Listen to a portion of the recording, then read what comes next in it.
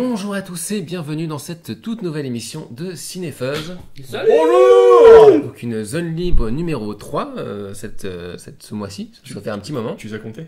Oui, c'est la troisième, c'est pas compliqué pour l'instant. Je Jusqu'à 10, je vais y arriver. Après, ça va être un peu plus compliqué. C'est sympa ce nouveau décor. Oui, alors pour les gens qui nous écoutent en vidéo, on est dans un nouveau décor, le nouveau décor de Cinefuzz, même si on est encore en rodage par rapport à ça. D'ailleurs, en parlant de rodage, on regarde quelle caméra en fait, parce que y a deux on regarde caméras, celle-là genre, plutôt, celle-là. c'est plutôt celle-là, oui. Voilà. Et donc bon, comme d'habitude, un Cinefuzz passe en audio, passe en vidéo, passe en HD, passe sur SoundCloud, passe partout. Petite balle, non. Passe-temps. Ok, bravo. Très bien, donc c'est le retour, c'est la rentrée, on est très content de vous retrouver et on va tout de suite enchaîner parce qu'on a pas mal de films à faire sur un truc super marrant qui s'est passé récemment, c'est la mort de Robin Williams. Ah, tu commences bien. Donc, voilà. Non, c'était dingue, donc c'est une... non, et voilà, donc, Robin Williams. Robin Williams. Donc on voulait juste l'évoquer parce que c'est un réalisateur important. Un acteur important, mais un réalisateur de sketch. Ouais, ça t'a bouleversé. Oui, ça m'a bouleversé. Non, mais c'est vrai que c'est un acteur important, surtout dans les années 90 et 80 aussi. Donc on peut en parler parce qu'on a vu pas mal de films de lui quand on était jeune. Pour notre génération, c'est une icône. Donc voilà, si vous vouliez en parler un tout petit peu. Oui, bah c'est triste, d'autant plus qu'il continue sa carrière. Tu vois, c'est pas un has-been. Enfin, il est pas sur le devant de la scène comme avant, mais il était toujours là. Et d'ailleurs, je crois qu'il y a 2-3 films qui vont sortir encore. Voilà, le gars, il était quand même encore présent à Hollywood. Et c'est un suicide, donc on se dit, bon, c'est dommage. Enfin, c'est assez glauque quand même. Après, peut-être que ça s'en est parlé, j'en sais rien. Et ouais, moi, ça me fait mal au cœur parce que c'est quand même un mec qui a toujours véhiculé cette idée de bonne humeur, tu vois. C'est le gars, quand tu vas voir un film avec Robin Williams, tu sens que Good Morning Vietnam, ça parle de la guerre, mais c'est un feel good movie, tu vois. Tu sais que tu vas en ressortir avec la banane, et ce mec-là, il représentait cette idée de bonheur, en fait. Sauf quelques films comme Photo Obsession, de ça, qui sont pas du coup dans le délire. Mais ouais, moi, ça m'a fait vraiment quelque chose. De se dire que ce mec-là, cette partie de moi, de mon délire trip ado, il est parti. En fait. Ouais, c'est un peu... Moi, c'est quelqu'un qui m'a toujours plus touché que fait rire, en fait. Parce que tous les films où il est, t'as toujours la partie marrante, mais t'as toujours la partie larme, quoi. Genre Madame Doubtfire, les gens se marrent, mais moi je pouvais pas le regarder plus d'une fois parce que je trouvais ça tellement déchirant. Ah ouais. Et grâce à lui, en fait, parce que son personnage était plus que touchant. Mais ouais, enfin quand tu vois des films comme Jumanji, moi qui m'avait vraiment plu quand j'étais gamin, Hook notamment, même Le Cercle des Poids Disparus que tu vois plus tard, parce que tu vois pas ça quand t'es gamin, ou plein d'autres aussi qu'il avait fait. Popeye. Non, pas Popeye. Alors Popeye de Robert Altman, tu sais que je l'ai pas vu et ça m'a intrigué, quoi. Popeye. Parce qu'apparemment il est dans les chroniques de Nanarland, etc. C'est un film assez étrange. Par exemple, dans les films qu'il a fait dans les années 2000, il y avait Insomnia qui était assez surprenant parce que là, pour le coup, il jouait vraiment le rôle d'un méchant, et pendant des années, on avait spéculé. Et Fisher King aussi. Et du coup, t'as aussi Obsession. Photo Obsession, il joue très bien. Là, dans le dernier film dans lequel il avait vu dans un rôle important, c'était Le Majordome, que j'ai pas vu, mais il était dedans. Ouais. En des années, il avait pas un rôle sensationnel. Le président, c'est ça. Oui, c'est ça. Pendant des années, il devait jouer dans des Batman. À un moment donné, pendant des années, on a dit il devait jouer le Joker en 89, il devait jouer dans le Dark Knight Rises avant qu'il choisisse Bane et tout ça. Les gens voulaient que ce soit lui le méchant. On verra jamais. Et B, tu vois, Robin Williams, comme tu le dis, comme il est plus touchant que complètement excentrique. Peut-être que dans un... Il pouvait être complètement excentrique, il y avait les deux. En fait, il est tellement touchant, même quand il est... Tu sais que dans Madame Doubtfire, moi, il me fait pisser dessus. Enfin, voilà, il me fait pisser de rire, je veux dire. Oui, c'est un truc fou. Non, mais je l'ai revu récemment. C'est une réaction un peu bizarre. Même j'adore me pisser dessus, c'est pour ça qu'il y aura toujours un vêtement de rechange. Vraiment, ce film était parfait. Parce qu'il avait une sorte de prestance comme Jim Carrey pourrait te faire The Mask, tu sais, mais en même temps, il a ce côté un peu... touchant, familial, que Jim Carrey ne pourrait pas avoir, par exemple. Il frappe la cellule familiale en plein cœur. Exactement. Oui, ça craque un peu, c'est du bois. Faut la toucher en surface, mais ça c'est plus sûr. Mais il y a l'âme de plein de la table des chevaliers de la table ronde. Voilà, exactement. De petits chinois qui font tailler ça et qui non, ça a été taillé par un menuisier qui touche la cellule familiale dans ce cas-là de très le cœur de la cellule familiale. Et du coup partir comme ça dans un délire de sociopathe complètement excentrique mais sans l'aspect touchant, je sais pas ce que ça aurait donné avec. Mais ça aurait peut-être été une autre facette de ce personnage. Mais il a toujours joué des mecs un peu excentriques, à la limite presque des gens décalés. Des gens décalés, quoi. C'est toujours même Madame Doubtfire, tu pourrais en faire une version un peu bizarre, quoi. Le mec c'est un qui peu les marginaux. Oui, c'est toujours des marginaux et tout. Et effectivement, le cercle des poètes disparus était peut-être un. Ça m'étonne, vous avez pas parlé de Flubber. C'est beau. Ce que j'allais dire, je pense à Flubber, marie-toi avec moi. Parce que je voulais l'oublier, celui-là, Flubber. Ou alors il y a l'homme bicentenaire aussi. Oui, c'est vrai qu'il avait fait ça. Au-delà de nos Il a rêves fait aussi, qui était beaucoup, vachement bien. j'ai pas vu. Au-delà de nos rêves, Ah oui. ça, c'était pas mal. Mais non, ouais, voilà, cher mal, artiste, voilà. Non, mais vaut mieux rigoler et aller sur les films qu'il a fait que sur sur la fin. Donc voilà, et on continue dans le domaine du rire, mais vraiment le rire. Avec les Gardiens de la Galaxie, un film, qu'est-ce qu'il est rigolo. Donc le nouveau film des studios Marvel, réalisé par James Gunn, qui avait réalisé Horribilis et Super, aussi pas mal de films de Trauma, donc Trauma qui est un studio un petit peu très connu, gore, un petit peu très sympa, un petit peu System D. Le patron. Le patron, Kaufman bien sûr, est Kaufman, sympa. ouais. Et donc là c'est l'adaptation d'une franchise un peu moins connue que toutes les autres franchises de Marvel, on va dire, entre guillemets. C'est surtout l'introduction de l'univers cosmique de Marvel, qui avait été un petit peu entrevu à la fin d'Avengers, mais qui est totalement assumé. Et donc on savait que c'était un petit peu le fer de lance pour voir si Marvel pouvait tenir sur des franchises beaucoup moins populaires et si elle pouvait faire du space opéra. Ils en sont au box-office, ça c'est un carton. C'est un carton. Mais est-ce que c'est dans la lignée de Iron Man 3 ou pas? Non, c'est pas Iron Man 3. Actuellement, à l'heure où on parle, le film a été déjà plus que rentabilisé. Il a coûté 170 millions, il en est presque à 200. Là, il est en train de se battre avec les Tortues Ninja aux USA. D'accord. À l'heure où on tourne, il se bat avec les Tortues Ninja au box-office, mais c'est un carton plein, quoi. Mais vraiment, moi j'étais assez surpris. Parce que... ils disaient qu'ils en avaient peur, mais au final ça a été très bien marketé. Et je pense que c'est un film qui a très bien joué qui a très bien surfé sur le buzz qui entoure les prochains Star Wars et le retour du space opéra, qu'on le veuille ou non, qui met quand même un truc qui fait que les gens sont dans une bonne opportunité où ils disent c'est vrai que Star Wars revient bientôt, ça fait longtemps que j'ai pas vu un space opéra, tiens, les Gardiens de la Galaxie, tu vois, c'est un peu voilà, en plus c'est le même studio, c'est très intelligent de ce point de vue là. Bon, qu'est-ce que vous avez pensé du film, parce que là on parle business, mais voilà, Fabien, le film. Moi j'ai passé un excellent moment. Vraiment, je me suis régalé. Ça faisait du bien de voir justement un space opéra qui était il y avait un souffle d'aventure, il y avait un panache, il y avait un univers assez coloré quand ça voulait, même si on passe 3/4 du temps dans des prisons ou dans des vaisseaux, mais quand c'était coloré, c'est y aller. Les vannes fonctionnent magnifiquement bien, je trouve. On se marre vraiment. On se trouve à s'attacher à ces personnages digitaux comme Rocket Raccoon et Groot. Bon, même si mon personnage préféré c'est Drax, perso. Le catcheur. J'ai été déçu par Drax, moi. Moi j'ai bien aimé. Tu sais que Drax normalement il rivalise avec Hulk, toi, et là je me suis dit que merde, on verra. Ils l'ont un petit peu infériorisé. Non, encore une qualité technique exemplaire. Il y avait on sentait que le réal quand même pouvait s'affirmer dans ce film-là. On sentait qu'il s'affirmait sur le point de vue visuel, qu'il pouvait s'affirmer sur le contenu, sur les blagues, pas forcément sur le montage, je trouve, parce qu'il y avait des petits trucs je trouve qui allaient pas. C'est un film qui a des défauts, clairement. Le méchant, que j'ai trouvé très monolithique et pas du tout intéressant, mais qui est un peu le syndrome des films Marvel, voilà, depuis le début. Mais alors, comment on peut expliquer un tel syndrome? Pourquoi, dès même Iron Man, le méchant il est chiant? Je vais te dire, enfin, pour moi, ma théorie, c'est que dans le Gardien de la Galaxie, il y a encore une fois cette espèce de contrat de séduction qui est passé avec le public, où on te vend un film qui va être sympathique, qui va être avec une forte dose comique, et du coup, ça noie un peu le reste. C'est-à-dire, les blagues et l'humour prennent tellement de temps que du coup, tu noies des fois un peu les enjeux, tu noies des fois... C'est encore un film où il faut, avec un MacGuffin et un méchant monolithique. Hein. On nous refait le coup du cube cosmique, mais... Ça n'empêche que parmi les blagues, justement, il pourrait faire un méchant un peu plus charismatique, qui peut-être s'agace avec ses blagues, ou alors il joue avec ses blagues. Essayer de faire quelque chose. Moi, je pense vraiment qu'à force de pousser la carotte vraiment très loin, cette carotte qui est Thanos, faut être honnête. Que tu reportes, en fait. Et encore reporte. Et je pensais vraiment que là, Thanos allait être exploité, que ça allait être vraiment quelque chose de fou. Et non, en fait, on reste avec Ronan, et Ronan reste un sous-méchant.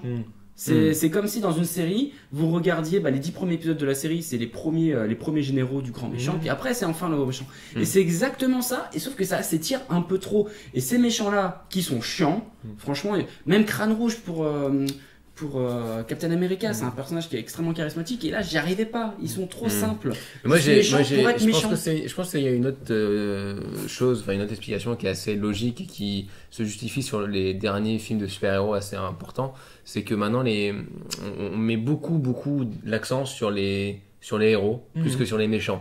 Et souvent c'est au détriment des méchants. Depuis les premiers Spider-Man de Sam Raimi d'ailleurs, enfin le premier en tout cas. Et c'est vrai que c'est souvent le cas, c'est-à-dire que les méchants sont moins charismatiques parce qu'ils veulent absolument affirmer les gentils, les héros. Et c'était le problème d'ailleurs qu'il y avait avant, où souvent les méchants dans les premiers Batman, tu vois, étaient souvent plus intéressants que Batman, qui étaient vachement effacés parce que du coup ils avaient plus d'emphase, etc. Donc voilà, c'est un équilibre qui est difficile. Moi, j'ai une dernière réserve, c'est que j'aurais voulu plus de scènes spatiales. Donc il n'y en avait pas assez. Sauf qu'il y a une séquence dans la dernière partie du film qui m'a beaucoup rappelé les jeux Star Fox. Parce qu'il y a un. Je ne vais pas spoiler. Parce qu'il y avait un truc dans la formation de combat des vaisseaux, tout ça. Avec des séances d'esquive et tout. Voilà, je me suis dit, putain, c'est chouette et tout. En plus, ça prend, pour une fois, c'est pas dans l'espace, c'est au-dessus des nuages, donc c'est dans un univers assez coloré, encore une fois, plein de couleurs. Ouais, visuellement, mais le film est. Je vais pas faire le pisse froid, quoi. Je vais pas dire. Ah mais non, il y a ça, c'est chiant. Non, franchement, j'ai kiffé, dès que je peux, j'y retourne. J'y revois pour je vais y retourner pour me prendre une bonne barre de rire, pour passer un grand moment, pour voir ces personnages qui m'ont plu, quoi. En plus, ça fait du bien de voir des nouvelles têtes, voir Chris Pratt, qui est un peu la révélation du film.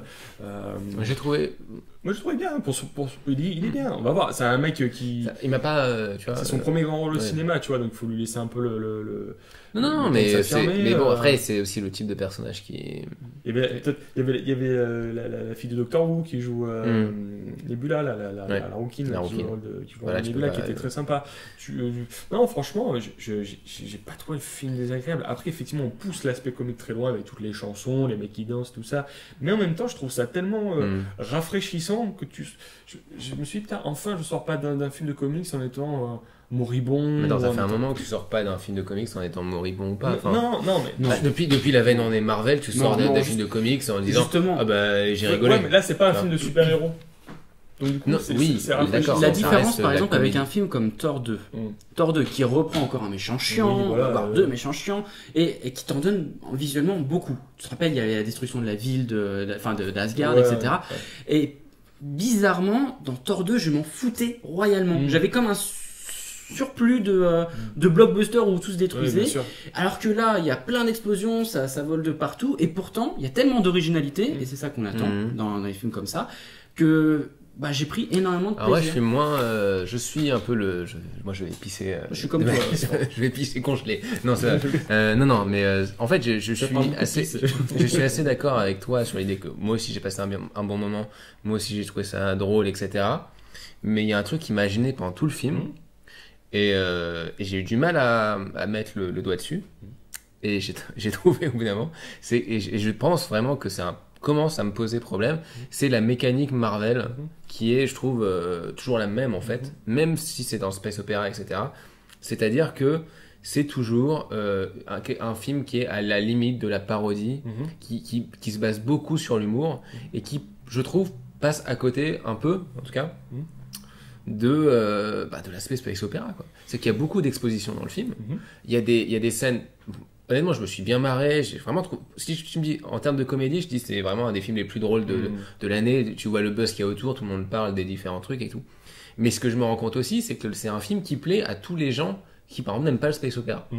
Parce que c'est un film. Qui n'aime pas le space opéra? Ma copine n'aime pas le space opéra. Les Inrock et le Télérama n'aiment pas le space opéra. Et ils ont dit que c'était le meilleur blockbuster depuis 2 ans. Donc tu vois, et pourquoi? Parce que c'est un film qui joue sur le second degré. Et je trouve que c'est voilà. Et du coup, ça permet de donner un coup de coude au grand public qui va se dire ah ouais c'est super marrant.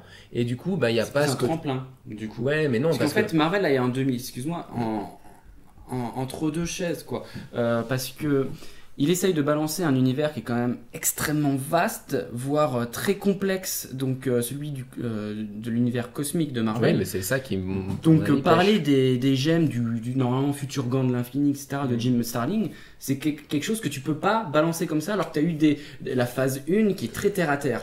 Et quand tu as quelque chose d'aussi balèze, je pense que c'est assez subtil de leur part, et finalement un peu dommage aussi, parce qu'on veut en voir plus, on veut voir plus de space opéra, mais c'est assez subtil dans la mesure où ça, c'est un tremplin qui va permettre de voir un Gardien de la Galaxie peut-être encore plus balèze. Gardien de la Galaxie 2, t'auras des blagues comme dans Gardien de la Galaxie Oui, mais 1, ce sera comme Iron Man 2, ce sera comme Iron Man 3, et il faut pas rêver.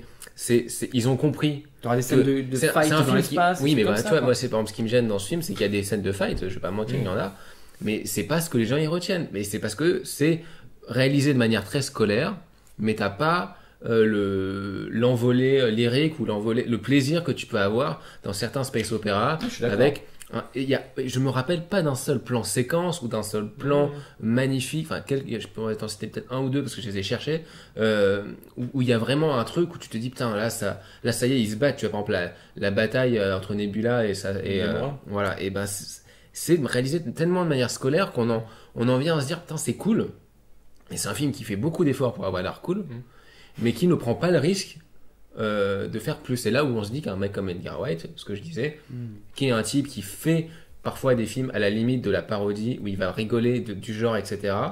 Mais quand il va faire une scène de genre, quand il va faire une scène de space opéra, un film de SF, il va te faire le meilleur plan séquence, la meilleure scène de combat. Il va te faire venir le chorégraphe de Jackie Chan pour faire les combats. Là, tu kiffes. Là, t'es un peu limite, quoi. Et je trouve que c'est là où moi, je commence à me voir la limite de ce genre de film. Où je me dis, parce que j'ai trouvé les personnages assez excellents. Vraiment, je me suis bien marré. Et je ris pas mal dans ce film, quoi. Où je me dis, ça c'est bien trouvé, ça c'est bien trouvé. Mais j'ai une gêne, quoi, parce que je me dis, à force, on est peut-être en train de dévaloriser le genre par le bas, quoi. C'est-à-dire, il faut toujours être méta. Il faut toujours être, et j'aime bien ça, mais il faut aussi, tu vois, savoir, à un moment donné, prendre l'emphase sur ça, quoi. Et pour moi, ce film n'y arrive pas entièrement. Je prends l'exemple de la musique, par exemple. La musique pop pendant tout le film. Donc c'est un film, il y a tout le temps de la musique pop. Tout le monde va sortir en disant « Ah, la BO est géniale, etc. » Moi, je trouve que c'est surutilisé. Je trouve qu'il aurait dû en faire une fois ou deux dans le film, tu vois. Je trouve que là, ça aurait eu un impact assez important. Et on se serait dit « Putain, c'est vachement bien. » Alors que là, il le met tout le temps. Tout le temps, il met de la musique. Et dans Horribilis, il y a ça. Il y a une scène comme ça. Il y a une scène avec un monstre à la fin. Où t'as le monstre, t'as un truc super dégueulasse, où tout le monde est en train de bouffer des trucs, et il met une musique pop. Et tu vois le héros qui arrive, et t'as la musique pop, et ça marche très bien. Parce qu'il t'a pas mis 50 fois dans le film. Et là, je me dis, j'aurais bien aimé avoir un thème de space opéra, et puis une fois ou deux, la musique pour faire un décalage, tu vois. Mais bon, après c'est Au contraire, moi je pense que ça représente le personnage principal. Oui, c'est ça. C'est que ça le caractérise. Au début, oui, mais après c'est. Bah non, mais c'est ça qui est bien, parce que comme c'est quand même lui le héros. C'est ça qu'il porte quand même. C'est ça qu'il porte tout le temps dans ses émotions, tout ça. Mais encore une fois, c'est ça où je suis bloqué. C'est que je dis bonne idée. À chaque fois, je trouve que les idées sont super bien, mais je trouve qu'elles sont surutilisées et à défaut. Que du coup l'équilibre est pas pour moi le truc. Oui, bien sûr. C'est exactement ce que j'attendais. Tu peux le recevoir après. Et c'est là où je suis un peu gêné. Je me dis putain, c'est exactement les mêmes pivots que dans tous les Marvel. Ça peut jouer aussi sur le bon vieillissement du film ou non. Genre qui va écouter ces musiques dans 50 ans, quoi. Tu vois, c'est ce que je veux dire. Là, c'est encore frais, ces musiques qui ont 20 ans, 25 ans. Tu dis dans 50 ans, qui... Non, mais c'est toujours pareil. C'est original, parce que des space opéra avec des musiques symphoniques, etc. Opéra, donc ça, on en a vu 1000. Là, il a essayé de faire quelque chose de années 70s, 80s, là-dedans. C'est original. Par contre, je te rejoins un petit peu quand même sur la mise en scène, même largement sur la mise en scène de James Gunn, parce que elle est extrêmement contenue. C'est vraiment un cas d'école, voilà, tac, on fait une blague, on rigole avec lui, tac, voilà. On fait pas de plan séquence monstrueux. Mais à côté de ça, je me dis que le mec, déjà, je pense pas qu'il a un grand talent non plus, puisque son film super, là, c'était un truc infect. C'était pas bien. Et, mais surtout qu'il y a Marvel plus Disney, je reviens dessus, et je me dis qu'il y a déjà ils prenaient un peu de risque, pour eux, à leur échelle, hein, un peu de risque en adaptant les Gardiens de la Galaxie. Alors du coup, ils voulaient pas un mec, je pense, extrêmement artiste ou auteur dans sa mise en scène. Mais je Et du vois, coup, je vois ils- pas ce qu'il y a d'extrêmement artiste de décider de faire un plan séquence à un moment donné pour de mettre une emphase dans les combats. Je vois pas ce qu'il y a d'artistique Alors, à faire plus à mettre un peu, Pour prendre le plus plan de risques séquence, quand tu fais des scènes. Pour le quoi. plan séquence d'Avengers, j'ai parlé à plusieurs personnes qui n'est pas forcément dans le délire cinéma, voilà, des vrais fans de films de super-héros, mais voilà, qui aiment ça comme des popcorn movies, quoi. Peut-être régulier. Voilà, et du coup, ils avaient jamais vu ce plan séquence. Et quand je leur ai montré, à plusieurs personnes, hein, ils étaient impressionnés. Et peut-être que c'est aussi pour ça, peut-être qu'en fait Marvel s'en tape. Oui, ils s'en tapent, mais c'est pas parce qu'ils l'ont pas vu qu'ils n'ont pas ressenti le moment de l'action. Oui, tu vois, mais c'est justement, ça, mais Marvel s'en fiche, peut-être Voilà. qu'ils ont privilégié l'aspect écriture, des blagues, etc. Et que la Oui, mise en scène, mais- on a dû lui dire au mec, écoute, tu vas m'assurer chaque plan à chaque fois, et après au montage, on va se faire plaisir. Ouais, non, mais après, je sais que c'est un univers qui est super compliqué à mettre en scène. Il y a beaucoup d'expositions aussi pendant le film. Par exemple, T'es obligé. et en fait, il y a des scènes que je trouve catastrophiques. Ça dépend des acteurs qui sont dans le film, en fait. Je trouve que Benicio del Toro est assez... ça marche pas. Non. Je trouve que Non. c'est la pire scène du film. Ouais. C'est là où on sent que quand ils ont pas un mec qui arrive à être drôle devant. Par contre, John Cerelli, il te fait avaler des trucs donc, qui sont pas top forcément en termes d'écriture. Mais ils sont- Tu vois, la scène de fin... Enfin, on va pas trop spoiler et tout, mais il y a des scènes avec John Cerelli où tu te dis, putain, heureusement qu'ils ont John Cerelli à côté pour faire du John Cerelli et te vendre le truc, quoi. Donc voilà, c'est un petit peu moi mon truc. Mais je comprends le buzz qu'il y a autour, mais Là où je suis plus réservé, moi, par rapport à la mise en scène, Mm. c'est plus pour les séquences d'effets spéciaux. Dans le sens où, quand il y a des batailles entre vaisseaux, on nous refait le coup de ce systématique zoom numérique. Genre, il y a un truc qui pète en arrière-plan et on zoome derrière. Ouais, ouais. truc qu'on voit Galactica, quoi. très- Qu'on voit C'est ça, qui a exactement, été c'est- amorcé par Galactica, mais qu'on a Un peu vu docu, quoi. dans les Star Trek de J. Abrams, dans Avatar, Mais moi, dans c'est Man pareil. of Steel. Steel, Et je me suis dit, je suis d'accord. c'est con, pourquoi Parce que ça, c'est des délires de post-prod, je pense, pour dynamiser encore Oui, mais c'est- c'est bien là- sûr, c'est bien là- sûr. c'est Je là pense que où- c'est même pas prévu en c'est- mise en scène, j'en sais rien. c'est- Si LM, je trouvais qu'ils disaient, ah viens, on va faire un zoom sur le truc. Après, par contre. Michael Bay, il avait fait un plan séquence, lui, dans les Qui ça Transformers 3. Michael Bay, il avait fait un plan séquence mais entier. même dans le 4. Hein.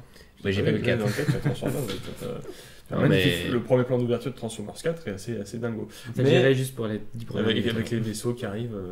Mais non, après, je trouve qu'il y a quand même vraiment ce souffle pulp dans le film qui fait vraiment son intérêt. Ah, tu ressens. Ah, t'es content, quoi. Tu ressens, tu fais, ah putain, le goût de l'aventure, quoi. Le goût du. T'as Ouais, envie d'acheter oui. une figurine ou Voilà, une peluche de le- roquette. le- quoi. Ouais, mais c'est Ouais. c'est là où moi je suis un peu. Parce que tout le monde me dit, ouais, ça rappelle Indiana Jones, etc. Mais Indiana Jones, c'était drôle, mais quand t'avais des scènes d'action, quand tu partais dans l'aventure, et ben t'étais dans l'aventure. Mais moi, quoi. c'est- Et moi, je suis moins dans Moi, l'aventure. c'est pas Moi, je Indiana suis- Jones. Pour moi, c'est vraiment un film comique qui aborde, qui aborde un autre genre, mais c'est pas un film de space opera. Non, Pour moi, c'est pas un. Pour moi, c'est pas Indiana c'est un Jones, truc, mais- parce que moi, je suis pas le plus en fan d'Indiana Jones du monde. C'est vrai, je parle. Mais je retrouve un goût très Mais pas beaucoup de pulp, c'est céréal, ça. mais très, ouais, vraiment pulp, et d'un coup de lire, de voir le film comme une espèce de planche de Comme BD. Fantôme, par exemple. si Comme, tu veux, Si on prend les bons exemples. ouais. si tu veux, mais peut-être. Mais, Fantôme mais- de Bengale, si vous Non, voulez. non, Voir ce film. quand même pas là, mais de retrouver voilà ce C'est goût bien. du Ouais, c'est magnifique. de l'aventure, le goût du truc, mais ça me fait chier parce qu'on reproche beaucoup, on pardonne à ce film beaucoup de trucs qu'on reproche au Star Trek d'Abrams, alors que des fois il y a les mêmes soucis. Des fois il y a des trucs similaires. Ouais, après, moi, je pardonnerais beaucoup plus à ce film, effectivement, parce Oui, que voilà. visuellement, il se sort les doigts du cul que Star Trek ne se sort pas du tout. sûr que Les costumes, les décors, sont le doigt d'honneur aussi. le doigt Ça d'honneur. faut le faire par contre. Non, mais ouais, mais c'était caché. Non, Non, non, c'était même pas c'est- caché, non. Putain, c'était- Alors par génial. contre, j'aurais dû demander à mes contacts américains si c'était Caché là-bas. flouté, Ouais, flouté. parce que dans les trailers, Ouais. c'était Les trailers, flouté. c'était flouté. Ils Ouais, étaient marqués genre mouvement obscène, ouais, machin. ouais, c'est ça. Parce que je sais que Marvel, des fois, ils font des prises alternatives pour l'Europe. Ah, c'est vrai que ça. Là, je devrais leur demander parce que là, je me dis bien, attends, on est dans un film Disney, on a quand même un gros fuck qui vient de passer quand même. C'est ça. Et je me suis dit, j'attends le plan de boobs là maintenant. Et oui, voilà, c'est ça, c'est que ça pourra jamais être de la hard Non, SF, voilà, un truc. non. T'as envie de voir plus de choses. tu vois. non, mais pourtant, il y a plus de métal hurlant dans ce film-là que, Oui, que dans la série. Dans la série Bien sûr, ça, c'est Par clair. contre. Non, non, mais c'est pas- D'ailleurs, parce j'aurais que- fait en train de regarder la saison 2. Ah bon Ah. Allez, je n'en parlerai pas. Non, mais les armes, tout. Oui, voilà. Graphiquement, le film. Ah non, mais marche graphiquement, visuellement, énormément le bien. film est superbe. Ça, Moi, c'est dès que je peux, j'y retourne. Ah, hein. pareil, Refaire, juste, moi. Ça, c'est et juste impeccable. pour Et c'est retourner dans cet encore univers. plus dommage que tu vois de tels beaux décors et à un moment t'as envie de prendre la caméra et tu dis putain vas-y mais tourne le truc, fais un truc avec de l'emphase, merde arrête de faire des plans larges, des plans serrés. T'inquiète pas. C'est C'est là un où- autre réalisateur c'est là dans le où- 2. Ah, Non, c'est lui, non, c'est c'est lui. lui. Ah merde. Ouais. Ah non, bah, c'est bon, c'est Bah oui. sa franchise à lui, ça Ah, cartonne. mais c'est sa franchise et Ah, mais et généralement, en les même chansons temps de bon, voilà, Royal, nous, mais là, pas non, pour là, l'instant. non, Pour parce Il l'instant. va nous faire, Non, comme mais- John Favreau, il va nous faire un 2. Est-ce que quand vous avez regardé le film, vous avez vu déjà qu'il y avait une différence fondamentale dans la présentation du film. Déjà, on a un prologue et ensuite on a le logo Marvel. Oui, Déjà, il ouais. fait une mise en abîme par rapport à l'existence du studio Marvel dans son film.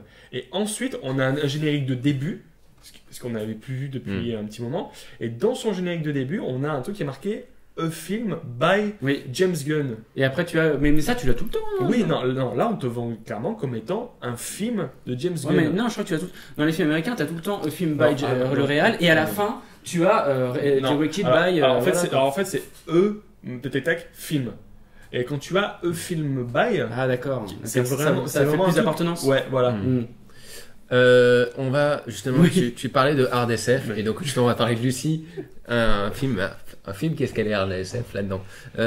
Donc Pur film français. Lucie, on a décidé d'en parler parce que c'est rare d'avoir des films français comme ça d'action qui changent un petit peu par rapport à Bienvenue chez les Ch'tis ou si tu connais le titre du nouveau film de Danny Boone.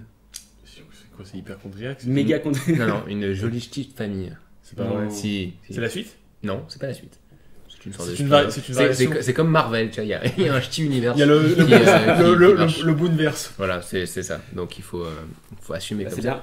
bien. Donc on s'est dit quand même, Lucie, parlons-en, parce que bon, Luc Besson a ses fans et a ses détracteurs. Et voilà, le film est un des plus gros succès de l'année en France déjà. C'est un des plus gros succès, c'est le plus gros succès américain de Luc Besson.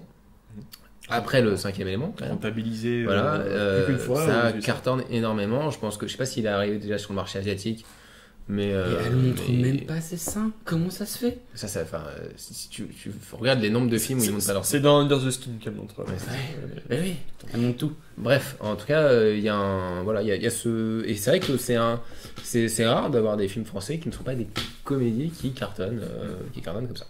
Voilà, donc parlons de ce film un petit peu. Donc Lucie, je sais pas si je vais raconter l'histoire, tout le monde l'a vu ce film, donc c'est pas la peine. Voilà, c'est l'histoire de Lucie. C'est voilà. Limitless, puissance 10, 10, 10, 10. Voilà, 10, c'est ce que- Ah non, c'est pas la même chose. Yes. Attention. Voilà, attention, soyons Mais, ouais. Donc je vais changer. Philippe, Comment je peux. Oui, non, mais je sais parce que je connais. J'essaye de temporiser aussi les trucs parce que sinon. Philippe ça a pris une gélule Hein pour tempérer. Ouais, c'est voilà. J'essaye pour le bien. Bon, alors vaut mieux que bien séance. c'est que toi t'en parles, Fabien. C'est la personne qui met le plus de.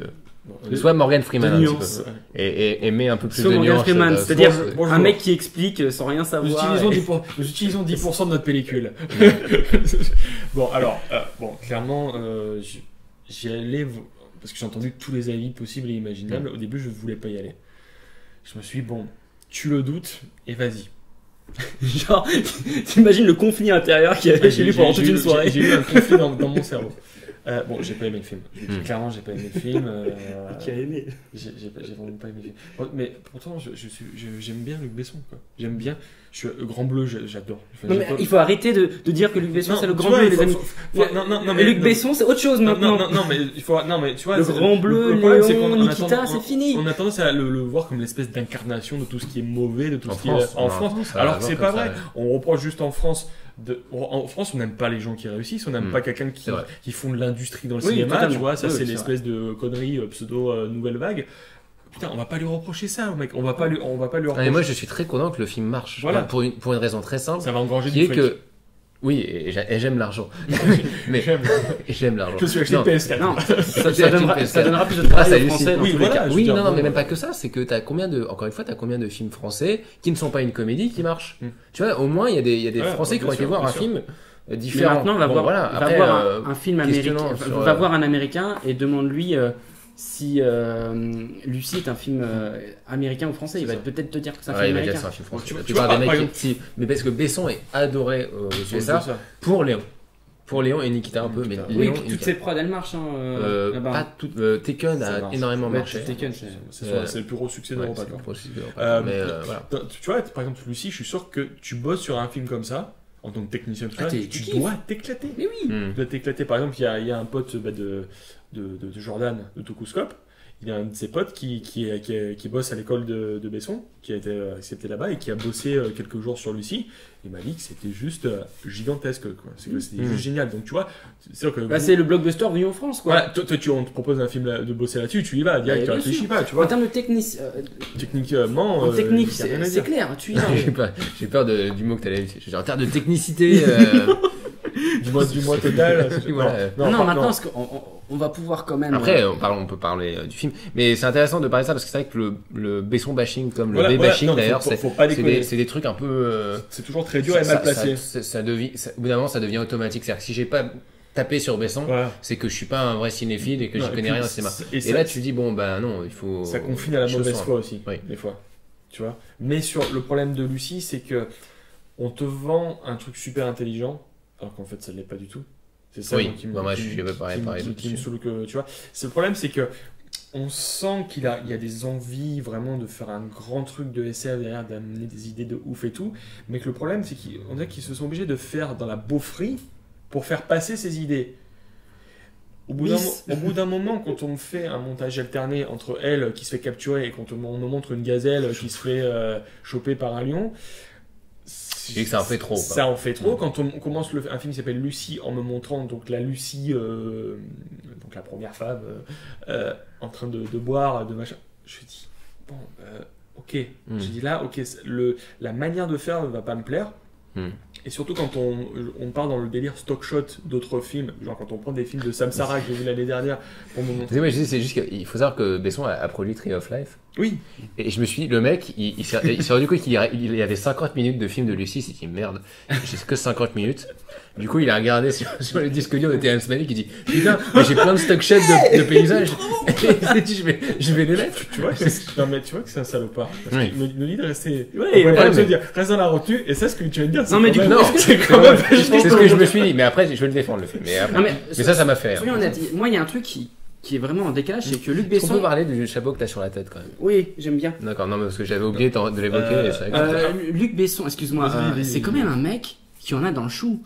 Il a quand même fait une école de cinéma, il a quand même fait la boîte de production française la plus prolifique, il travaille avec le gratin hollywoodien, il a quand même fait un film avec Robert De Niro. Alors j'ai pas osé aller Ouais, le voir, et je crois qu'il vaut mieux pas parce que si j'aime Robert De Niro. Je n'ai pas vu. Malavita. j'ai pas vu, non. Voilà, il est quand même là où tout réalisateur rêverait d'être, je Mais pense. bien sûr, bien sûr que Mais oui. comment un mec qui en a quand même là-dedans arrive à nous faire un film qui est dans une profondeur abyssale en termes de stupidité et surtout qui, en termes de talent, moi vraiment, j'ai l'impression de surestimer Besson du coup quand je vois ce film. C'est-à-dire qu'il m'a jamais enivré avec une mise en scène quelconque quand il y avait des scènes d'action ou quoi que ce soit. J'ai trouvé ça extrêmement plat et sur le coup James Gunn c'est un génie. Alors moi je suis pas d'accord. Sur le coup, je trouve que le film a plus d'idées que. Enfin, non, en termes de réel, il y a des idées quand même. En fait, à mon avis, je suis pas d'accord. sur le coup. Non, vraiment, s'il y a bien un truc que j'aime bien, enfin, je suis d'accord avec vous sur le. Moi, le film me gêne énormément, mais pas, je sais pas de la merde et tout. Je suis gêné. Je suis gêné par le début. Captivant le film, il est Oui, captivant. mais je suis gêné par le début parce que. Je l'ai vu pas. Oui, non, c'est clair. C'est Mais ça, pas c'est que quand tu même la t'ennuies première pas, chose c'est que. Je savais pas jusqu'à où il allait aller. Mm. Jusqu'à ces 100% justement, qu'est-ce qu'il allait me faire? Je comprenais pas. C'est dans la bande-annonce, il y a marqué 100%. je sais. Mais non, j'étais un peu gêné par le début parce que effectivement les stock shots me gênent. Ça me gêne, C'est du ça, mauvais goût, ça me gêne. Et puis surtout, il y a en plus, c'est mélangé en plus avec juste. Donc là, on se connaît un tout petit peu avec Morgan Freeman qui fait un cours empirique, mais littéralement un cours pour t'expliquer les choses. Donc tu dis merde, c'est 2 doses d'explication. Donc c'est vraiment Monsieur Exposition, j'expose, et là c'est un peu dur. Mais il faut être honnête avec les gens et ça dure 20 minutes quoi. Après, le reste du film, il y a plus ces stock shots, il y a plus. Non. C'est bizarre, ouais. Et je pense que chez lui, il y avait une logique de ah non mais il faut vraiment tout expliquer aux gens, comme ça après je peux partir dans mes délires et mes mecs mais ils vont me suivre. suivre. Mais il a dû se dire que c'était Voilà, peut-être trop compliqué. Je pense que c'est un peu prendre les. Et là, je pense que les spectateurs sont plus intelligents que ça. Quoi. Ils peuvent comprendre sans qu'on en mette trop. Par contre, je me suis pas fait chier et j'ai trouvé que visuellement, ça m'allait. Quoi. J'étais dedans. Non, mais j'étais dedans. Quoi. J'ai regardé le truc, je me disais, putain, ça part dans tous les sens, n'importe quoi. Mais effectivement, il y a 2 scènes qui me plaisent vraiment dans le film, où là, vraiment, je trouve qu'elles sont réussies. Et en termes de réal aussi. C'est cette scène où elle. Déjà, on a Lucie qui tue des gens. C'est déjà un truc bizarre. C'est super rare de voir un personnage, dans un film français encore plus, qui tue des gens de sang-froid en s'en foutant réellement. C'est quoi la C'est quand même un cohérence film. Il n'y a pas de cohérence. Enfin, si, la cohérence, c'est qu'elle a plus d'humanité, donc elle tue des gens, quoi. Bref. Mais quand elle tue le chauffeur de taxi. Elle tue des gens nuisibles. Non, le chauffeur de taxi n'était pas nuisible. Ah oui, c'est vrai qu'il y a ça. Mais, à moins de pas aimer comme les si en chauffeurs fait de il y avait taxi. une C'était peut-être un absence hommage d'âme. à Taxi en fait. Et effectivement, il y a cette scène où elle raconte tout à sa mère en lui disant voilà, Ouais, je ça, c'est ressens. bien. C'est assez fort, c'est assez bien écrit. Et sur le coup, c'est intelligent. C'est bien réalisé, Sur le c'est-à-dire que moment. c'est qu'un plan sur elle, en gros plan qui avance comme ça et on bouge pas. Oui, Et il y a bon, cette. elle se fait ouvrir le bide en même temps quand même. Oui, Ça c'est c'est stupide. Non, mais c'est ce qu'elle dit en fait qui est Oui, vraiment, oui, non, qui c'est est vraiment touchant, fort. hein. Ça marche quoi. Ça marche et c'est déjà énorme que ça marche quoi. Non, Parce que parce t'es déjà dans un truc où tu as vu des Sa trucs. performance à elle est vraiment chouette. Je trouve elle porte le film, elle est quand même bien quoi. Quand elle Oui. est vraiment investie dans les scènes émotionnelles comme Ouais. ça où tu la vois pleurer tout ça, Mm. tu dis franchement c'est cool. Après il y a un autre truc qui moi me. J'allais dire son jeu un peu décalé, tu sais, de la Enfin, réalité. Ouais, c'est m'a vrai. plu, c'est quand elle est dans l'avion et elle se déforme totalement. Elle perd. Moi, j'ai trouvé ça, je trouve que ça fonctionnait et je trouvais que c'était intéressant, ne serait-ce que pour elle aussi. Et je trouve que les effets spéciaux sont pas mal. Ouais, si- Après la si fin, elle- quand si elle se elle transforme aime, en. C'est ILM qui a fait C'est ILM? C'est ILM. Oui, alors cette scène dont tu mentionnes dans l'avion est intéressante, mais ce qui suit après est pas logique du tout. C'est parce que je me rappelle plus. Mais bon, d'accord, ok. Bon, il y a une Mais- espèce de. Mais de toute façon, Mais en fait, il y a des coupes comme ça Oui, qui sont très très bizarres. étonnantes. C'est très bizarre. Tu dis, mais il s'est passé quoi là? J'ai loupé peut-être 3-4 heures de sa vie là. non mais le film il est super court et c'est un peu dommage parce que tu dis que potentiellement, en fait c'est là où j'étais un peu gêné. Je me dis merde, en fait elle a des trucs, finalement elle peut faire des trucs de ouf. Mm. Et au final, elle se bat avec 4 Coréens dans un couloir. Quoi. Alors, voilà. Et là, je me suis dit, bon, bah, c'est dommage, quoi, parce que tu pouvais, ça pouvait partir dans des idées, Des délires caricatures malade. de Coréens. C'est un petit peu ça Oui, qui ça- Et qui n'ont même pas de machette. qui est Non. gênant, c'est dans la mesure où le film est, on va dire, parasité par une volonté, par un désir de divertissement constant, comme si le film ne faisait pas confiance au spectateur et qu'il fallait tout le temps, voilà, il faut qu'on mette une poursuite en bagnole. Il faut qu'on mette une poursuite en bagnole. Il faut alterner l'ascension de Lucie avec des Coréens qui se battent contre des flics. Il faut, effectivement, tu On mentionnais... s'entrecoupe de plein de Voilà. petits expos à chaque fois. Et le problème, c'est que pendant tout le film qui fait ça, quand tu disais effectivement qu'au début, quand elle commence à se révéler tout ça et que tu entrecoupes avec Morgan Freeman qui est en train de faire son cours, le problème, c'est que le film, c'est comme ça tout le temps. Ouais. Non, Et- c'est comme ça, surtout au début. Oui, Ouais, mais, c'est la mais à première la partie. fin, c'est comme ça. Tu as ces enjeux Mais à c'est dans elle. l'action oui. en fait que c'est comme ça. Alors qu'on est d'accord que l'intrigue avec les Coréens, ça aurait dû être expédié dès la première demi-heure. Oui, Oui, Parce tu que- comprends pourquoi il reste les méchants dans ce film, Voilà. en fait. C'est Mais un bon. truc, tu vois, le personnage de Choi Min-sik, dans les années 90, c'est Gary Oldman qui l'aurait joué. Ah oui, c'est Gary Oldman. Ouais. C'est juste Gary Oldman. Ça aurait été coréen. un gangster anglais et ça aurait été Gary Oldman. Alors Donc- pour les fans de Choi Min-sik, qui est peut-être l'un des meilleurs acteurs actuels, bah, Bah non, mais moi ça va. Et en fait, c'est horrible ce que je dis, mais c'est pas un film qui m'a. Bah, il, Ah, il a fait un mafieux beauf Oui, mais il en a fait d'autres, hein. Parce que moi j'en ai vu pas mal des films coréens pas sortis en France, et je peux te dire. de Choi Min-sik. Ouais, Choi Min-sik je qui t'en fait montrerai. Ah, pas des mafieux beaufs, mais il a fait des journalistes beaufs, il a fait des. Des mecs qui mangent Ouais, leur mais verre, des tu vois. flics des mecs beaufs, qui il a sont fait généralement tout, qui quoi. partent dans le pathos, etc. Non, il a Toi, fait Choi des- Min-sik, c'est vraiment l'acteur qui il a fait choisit du ses films, commercial. qui est tellement. Mais parce que c'est Besson. Et C'est ouais. Sean Mézy qui te le dira, il dit Besson, c'est Léon, j'ai vu Léon, c'est génial. Mais il y a dans ce film, tu verras le nombre d'acteurs. Et franchement, le film, il y a plein de second rôles. Tu dis, putain, il a pris lui pour faire ce personnage. Tu dis, merde, c'est étonnant, quoi. Mais bon, c'est Besson, il a une sorte d'aura comme ça Mais j'avoue, qui passe. t'as une sorte de no limit qui fait un peu plaisir. De Limitless. Oui, voilà, c'est ça, oui.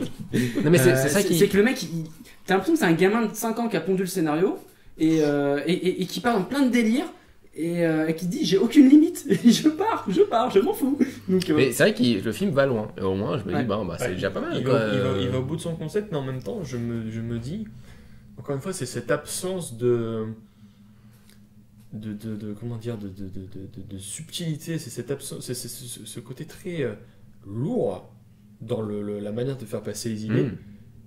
genre, si t'as pas compris, je t'appuie une fois. Oui, non, je suis tu sais, d'accord, je suis d'accord. au lieu qu'on te fasse ça, c'est comme si on devait. Bah, genre, est-ce que t'as pigé, quoi? Je suis d'accord. Est-ce que t'as pigé? Non, t'as pas pigé, Je suis d'accord, mais il se trouve que, et ça, c'est vrai que c'est bizarre, mais ça marche assez bien. C'est-à-dire que, je veux dire, pas. Enfin, moi, je trouve que c'est trop. Ça marche. Moi, je suis voilà. pareil que vous. Je trouve que ça sert à rien d'appuyer autant. Mais moi, les mecs, ils sont applaudis dans la salle, tu vois. Bah, bon. Tu vois, non mais voilà, après, donc je veux te dire, j'ai quand même, et il y a quand même des gens qui kiffent ce cinéma. Oui, Tu vois, on en parlait juste avant, il y a eu il y a des gens qui critiquent. Tiens, il y a un public pour EuropaCorp. Autant il y a un Besson, autant il y a un Besson bashing qui est énorme. Autant. Après, j'aimerais bien me revoir des films de Besson, mais les premiers, parce que ça fait aussi longtemps que j'en ai pas vu. Et, ça passe bien, très bien. Bah, je serais Tu vois, certains par exemple, films, tu vois, non. cette école qu'il a fait, qui est en problème financier, mais grave. Encore Ouais. Bah, C'est un gouffre. C'est vrai. Il faut qu'elle subsiste, il faut qu'elle survive. Ah oui, Il bien faut que sûr. lui continue à produire des films parce qu'il faut engranger de l'argent aussi. Le problème, c'est que les gens en France sont vraiment focus avec le fait que le cinéma c'est une industrie et ils ne le tolèrent plus. Ça, c'est le côté vraiment post-nouvelle vague avec moi qui me gonfle. Et Besson, franchement, mais il faut qu'il continue à générer de l'argent pour cette Besson, industrie. Besson produit des films. Besson, cette année, a produit le film de Tommy Lee Jones. Oui, voilà. Il a produit du cinéma d'auteur aussi, les films de Terrence Malick. Il a produit le film de Bonello. Philippe Maurice, c'était lui. La source des femmes, c'était lui. EuropaCorp est très présent, et pas que dans les productions Besson ou bessoniennes, du moins. Non, façon Yamakasi et compagnie, quoi, tu vois. il produit un paquet de gros films. Il y a une partie auteur chez EuropaCorp. Non, mais même pas auteur chiant, genre dans le sens. Non, bien sûr. Voilà, c'est un des rares mecs à mettre de l'argent sur Tree of Life ou sur. Mais c'est pour ça que tu dis Besson, toi qui es le roi du monde chez Tommy EuropaCorp, toi qui peux lever justement les plus gros fonds, etc. Pourquoi tu te limites à ça? Toi, tu peux faire quelque chose de beaucoup mieux, c'est ça? Bah, Besson, il fait ce qu'il. Je pense qu'il. Non, parce que, attends, le film cartonne. Je veux dire, il cartonne, mais tu peux pas dire. Mais non, parce que c'est quand même un des. Malavita, personne n'a été le voir. Moi, c'est ce que je me rendais compte, j'en discutais un peu avec des gens. Les gens ne sont plus allés voir. Ça faisait combien de temps que les gens n'étaient pas allés voir un Besson avec cet enthousiasme-là. Et regarde, The Lady, tout le monde s'en fout, personne n'a été le voir. Malavita, tout le monde s'en fout, personne n'a été le voir. Minimoy 2 et 3. Minimoy 2 et 3, mais rien à voir. Minimoy le premier, vite fait. Angela, ça a commencé à passer rien à faire. Adèle Blanc-Sec, depuis Adèle Blanc-Sec aussi. Adèle Blanc-Sec, c'est une contre-performance, Adèle Blanc-Sec. C'est-à-dire que le dernier film où il y a eu autant de buzz sur Besson, moi ça m'a limite rendu nostalgique. C'est le 5e élément. C'est le 5e élément. C'est bizarre. Mais c'est vrai. Mais on est tellement à un gap entre le 5e élément. On retrouve même son compositeur. Avec Sarah. Ouais. Ah oui, mais avec Sarah, il accompagne tout le temps. D'ailleurs, ça dépend, Minimoy, je crois. Si, c'était lui, justement, parce qu'il n'avait pas fait Angela, parce qu'il devait faire Minimoy. Il n'avait pas fait Malavita, parce que je crois qu'il bossait sur Lucie. Enfin, le mec. Donc, ce que je veux dire, c'est que c'est qu'en fait, il s'est très bien vendu. Enfin, il fait un film qui s'appelle Lucie quand t'es connu pour un truc qui s'appelle Nikita, où t'as fait Léon, où il dit lui-même ça commence comme Léon, tout le monde va le voir, etc. C'est-à-dire que c'est évident que en plus il prend Scarlett Johansson qui est la personne la plus connue en ce moment, une des actrices les plus célèbres, et Sean Mincy pour aller choper Morgan Freeman qui est la voix de Dieu. Oui, voilà. et Sean Mincy pour aller choper le cinéma coréen. Je trouve qu'en termes de marketing et de trucs, c'est super bien. Et c'est pas une attaque chez moi, je trouve ça. Non, c'est rondement mené, c'est je trouve ça. Mais tu sais quoi, la bande-annonce m'avait grave donné envie de voir. Hein. La bande-annonce, l'affiche que t'as partout. Je me suis dit, tiens, je me vidais peut-être un peu la tête, ça va être marrant, je vais voir des scènes d'action, des bons acteurs. C'est ironique ce que tu dis. Oui, mais exactement, c'est ça. Et quand on arrive à 100%, moi j'ai l'impression que je suis à 0% là, mais c'est pas grave. Et je pensais vraiment voir un film cool, un film de divertissement vraiment cool, et je me suis... j'ai eu l'impression d'être pris pour un idiot. Mais j'y allais vraiment avec la bonne intention. Avec Besson, ça fait longtemps que je suis pas allé voir un film de lui, tout ça, et c'est cool, on y va. Donc, tu vois, c'est pour ça, c'est bien ce que je dis. Le nombre de gens qui ne sont plus allés voir du Besson, et ils sont allés, c'est pour ça. C'est pour ça que j'ai eu cette impression d'être fait prendre pour un idiot, et du coup, ça m'a dit, mec, reviens plus voir mes 10 prochains films, c'est pas pour toi. Exactement. J'ai eu ça. Et ce que beaucoup ont eu avec le 5e élément, je pense. Parce qu'il y a énormément de détracteurs du 5e élément. Que moi j'avais adoré 5e élément, pour moi c'était un vrai film marrant. Non mais tu vois, c'est toujours pareil, je trouve qu'on en attend trop aussi. Mais Besson lui il met tout le temps les pieds devant, paf, comme comme un fou, Il a c'est-à-dire, toujours été pas subtil, quoi. Tu voilà, vois, c'est sa subtilité il n'a jamais été subtil, Besson. qu'il a jamais mis Ok. en avant. Mais là, le problème, c'est que justement, Là, il en fait un. il manque de oui. il met mais ce bon. manque de subtilité au profit d'un récit qui en aurait justement besoin.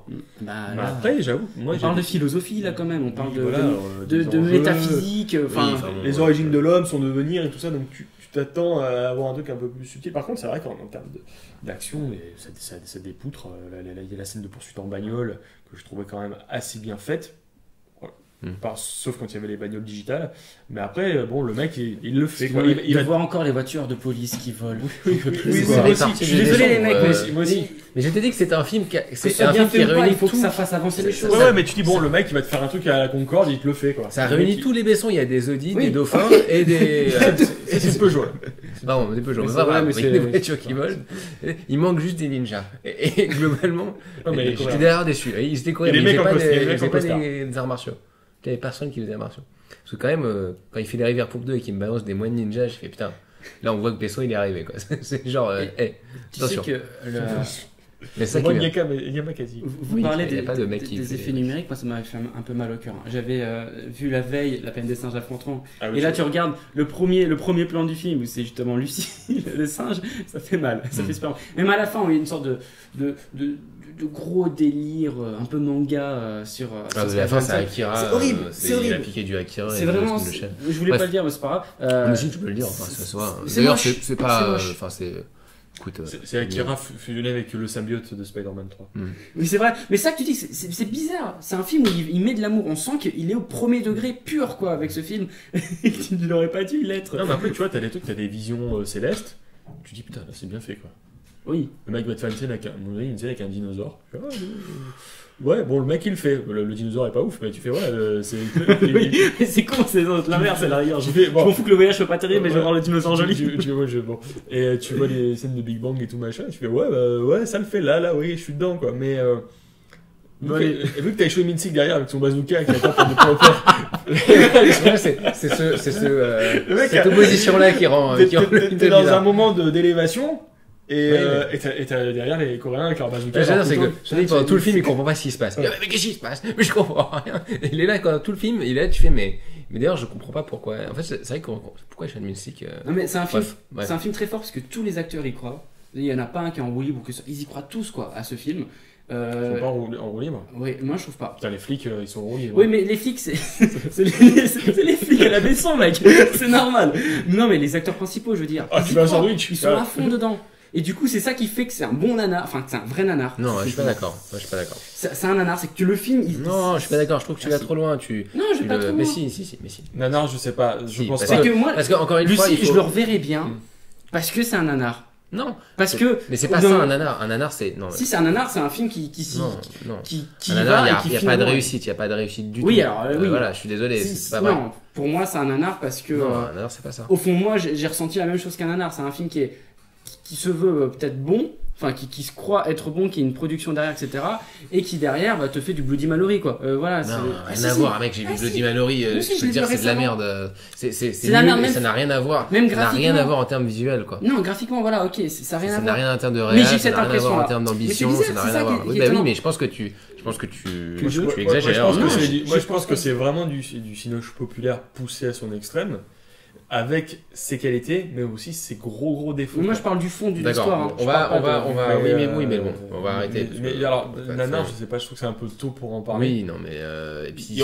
Chaque personne a un ressenti tellement différent que Oui, non, tu mais vois, même je- Romain je- est pas d'accord, mais moi Mais je suis pour que ça je suis cartonne, d'accord. c'est très Tu vois, bien. il y a C'est un peut-être- triangle d'opinion comme ça Mm. qui est invisible que seule Lucie peut voir. Ouais, c'est ça. Et mais c'est elle qui va décider. Mais C'est Lucie effectivement, qui a décidé je si suis- Nanar ou pas. Non, mais on va arrêter parce trop que triste. 40 minutes, Ouais. s'il vous plaît. Passons à autre chose que Lucie. Laissons En tout cas, Lucie on lui est faire. reconnaissant de ne pas avoir mis la chanson de Pascal Obispo dans le film. Ça, on est d'accord. Laquelle Lucie. Bah, Lucie. Ah oui, c'est Oh vrai. putain, la Ouais, vache. parce que là, j'étais. C'est vrai. Là, ça aurait été génial, enfin, tu sais. Je me suis Non, par dit, contre, ça la aurait été- chanson qu'il met à la fin de son générique de fin m'est restée dans la tête au moins une demi-heure. Ouais. Et c'était vraiment chiant, quoi. Ouais. Je l'ai pas, je l'ai oublié. On arrête. Parler de films d'action français, on va justement en parler d'un autre. Ouais. Donc, voilà, le film d'action Colt 45 de Fabrice Duwels, un film franco-belge en fait, finalement, parce que Fabrice Duwels est belge. Donc, Philippe l'a pas vu. Donc il va pouvoir, je sais pas, tu écouter. Écoutez, comme Donc Fabrice comme Duels ça. qui a réalisé Calvaire ou Vignane, qui était avec Emmanuel Béard aussi. Calvaire. Calvaire qui est un super film, je ne l'ai pas vu, c'est vraiment Bientôt, un film Alléluia, étonnant. Et bientôt Alléluia. qui vient de finir. C'est vraiment donc c'est un réal belge d'ailleurs, il fait une émission en Belgique sur le cinéma qu'on peut voir sur internet qui est plutôt cool d'ailleurs, qui montre pour moi la supériorité du cinéma belge sur le cinéma français, sur de grandes choses en tout cas. Alors qu'ils font très peu de films, enfin pas des masses. Et donc ce film-là par contre c'est un film totalement français avec beaucoup d'acteurs français. C'est écrit par Fatih Bédiard. ouais, tu peux le dire, qui est un ancien Oui, journaliste de qui est Madmonise. une connaissance que je salue, Fatih, qui est un mec extraordinaire. Vraiment un gars. Et donc il était ancien journaliste de Mad et entre autres. Et il a donc voilà, c'est vraiment, j'ai l'impression que c'est un peu son bébé à la base quoi. C'est vraiment lui qui l'a écrit à la base. C'est quelqu'un, Fatih, qui est peut-être l'un des mecs les plus calés sur le cinéma en général que je connais. C'est un mec qui adore John Milius, grand fan de John Milius, et quelqu'un qui est aussi comment dire, enfin, il y a tellement c'est un mec qui adore Peckinpah, Samuel Fuller, qui est vraiment non seulement qui est inspiré par les grands modèles badass américains, mais c'est quelqu'un qui a suivi aussi, qui a beaucoup étudié toutes les unités tactiques de différents pays. Le mec qui va t'expliquer par exemple les différents SWAT aux USA. Oui. C'est un fan des armes ou pas? Oui, ça se voit. Mais c'est quelqu'un aussi qui a passé vraiment de temps à étudier la balistique. Qui a étudié aussi les systèmes d'organisation, justement, à un moment donné dans le film, on parle d'une formation, et le mec a vraiment vu les mecs faire ça. C'est aussi technique que ça. Ouais. Alors, d'accord. je pense que, franchement, quand tu vois le film, tu te dis que derrière, il doit y avoir un scénario de 400 pages qui a dû être réduit. Et parce que c'est ça qui est intéressant, c'est que c'est un film sur, du coup, un génie, on va dire, un jeune génie en fait. C'est un jeune tireur de génie, quoi. Mais qui ne travaille que dans. Il forme les gens. C'est le centre national de tir. Hein. Voilà. Et du coup, tout est sur l'univers. Et tout est. C'est ça qui est plutôt intéressant. Et toutes les différentes factions, en fait, départements de la police, voire même ailleurs, la police, les militaires et tout, le veulent. Tellement il est doué. Et il s'y connaît en armes, etc. Sauf que lui, il a un projet secret qui est de créer une arme différente qui peut te faire péter un gilet pare-balles. Projet Mjolnir. Voilà, c'est ça. Et du coup, le film est... Donc, il y a énormément d'acteurs. Donc, du coup, il y a énormément d'acteurs dans ce film. C'est que un film de gueule, quoi. C'est-à-dire que vous avez donc Gérard Lanvin qui joue le flic, mais d'un des départements, tu apprécies. Il y a un autre chef, c'est Abkarian, qui est un super acteur qu'on a pu voir dans L'Impliqué de la nuit ou dans Casino Royale. Casino Royale aussi, c'est vrai. Excellent acteur. Super acteur. Et qui est, on le voit pas trop dans ce film, c'est dommage parce qu'il est assez charismatique. Quoi. Vraiment génial. Dans les années 70, ce mec aurait fait des films d'action. Ils auraient fait des films politiques que sur ce mec. Et c'est dommage qu'on puisse pas faire un film, tu vois. Que c'est dommage qu'on n'ait pas, parce qu'il a vraiment un vrai charisme, quoi. Il y a plein de gens. Il y a Alice Taglioni. Et Joe Prestia. Et Joe Prestia, qui est pas petit rôle. Qui a un petit rôle. Joe Star aussi. Oui, Joe Star, qui est l'antagoniste et qui va un peu foutre la merde. Peut-être quelques gueules aussi qu'on pourra reconnaître. Ouais, il y en a beaucoup. Il y a Philippe Narmon. Non, mais moi j'étais halluciné à chaque scène. Je me disais putain, mais combien d'acteurs connus dans ce film. Il y a ce film. Donc le film est juste pour dire un peu pourquoi on en parle aussi. Parce qu'il y a un contexte. Ce film sort maintenant. Du coup, il est sorti il y a 2 semaines, là, 1 semaine, 2 semaines. Et en fait, c'est un film totalement, on va dire, abandonné par son studio. Ça fait presque 3 ans que j'entends parler de ce film. Et ça fait 2 ans que j'entends parler de sa sortie. Et le film, en fait, la sortie a été retardée de plusieurs années, en fait, enfin d'au moins 1 an. Au moins 1 an. Lui, Fabrice Duels, il a eu le temps d'aller faire un autre film. Récemment, quand le film il est sorti, il a envoyé un message sur Facebook, genre bon, peu importe comment ça sort maintenant, j'ai tellement bossé dessus, je l'ai mérité. C'était juste une phrase très bizarre où on savait pas trop ce que ça voulait dire. Du coup, on sait pas trop. Parce que là, c'est quand on voit le film, effectivement, on a l'impression qu'il est coupé. Et si on essaye un peu de faire des recherches, on a un peu l'impression que c'est Thomas Langman qui aurait pas aimé, en tout cas, le film en soi. Et qui aurait coupé le film. Et donc, le film sort, en fait, il est totalement jeté. Parce qu'il y a zéro, avec autant d'acteurs, il y a 0 promotion, alors qu'il suffirait de 2 acteurs pour faire la promotion d'un film comme ça. Gérard Lanvin, il y va, j'ai fait la promo. Lui. Voilà, et là, il y a rien. Il y a vraiment rien. C'est désert total, pas d'argent mis sur la promotion, on le sort, mais pourtant, il est sur énormément de salles. Hein. Le nombre de salles sur lequel il est énorme. Par contre, 0 promotion, comme si on voulait en terminer avec ce film et dire bon voilà. 1h25. C'est vrai que j'ai pas vu Film à la vraiment télé court. une présentation ou quelque chose Non, comme non, ça. non. Non, parce que en plus c'était les vacances, donc du coup, il y a tous les journalistes Ouais, mais avec sont plus là. Il y a pas de les magazines, même les magazines ciné sont en décalage. Avec une colonie d'acteurs Donc, comme y a- ça, c'est y a logique qu'ils en personne, parlent eux sur leurs qui- réseaux qui en sociaux parle. ou des choses comme ça. Ça, tu vois, c'est un film où, Non, parce que- en général, on te crée un événement à la 36 quai des Orfèvres, en général. Tu sors ça genre en fin d'année, en période d'automne ou en période Oui, d'hiver, c'est tu pas vois. un film d'été Tu quoi. sors pas ça en été. En général, on crée une émulation, n'importe quel polar français, on va te créer une émulation. Et là, tu dis, tiens, Fabrice Duvel, ce casting-là. Après, c'est la première fois que Fabrice Duvel fait un film aussi commercial. Oui, en bien tout sûr, cas. bien sûr.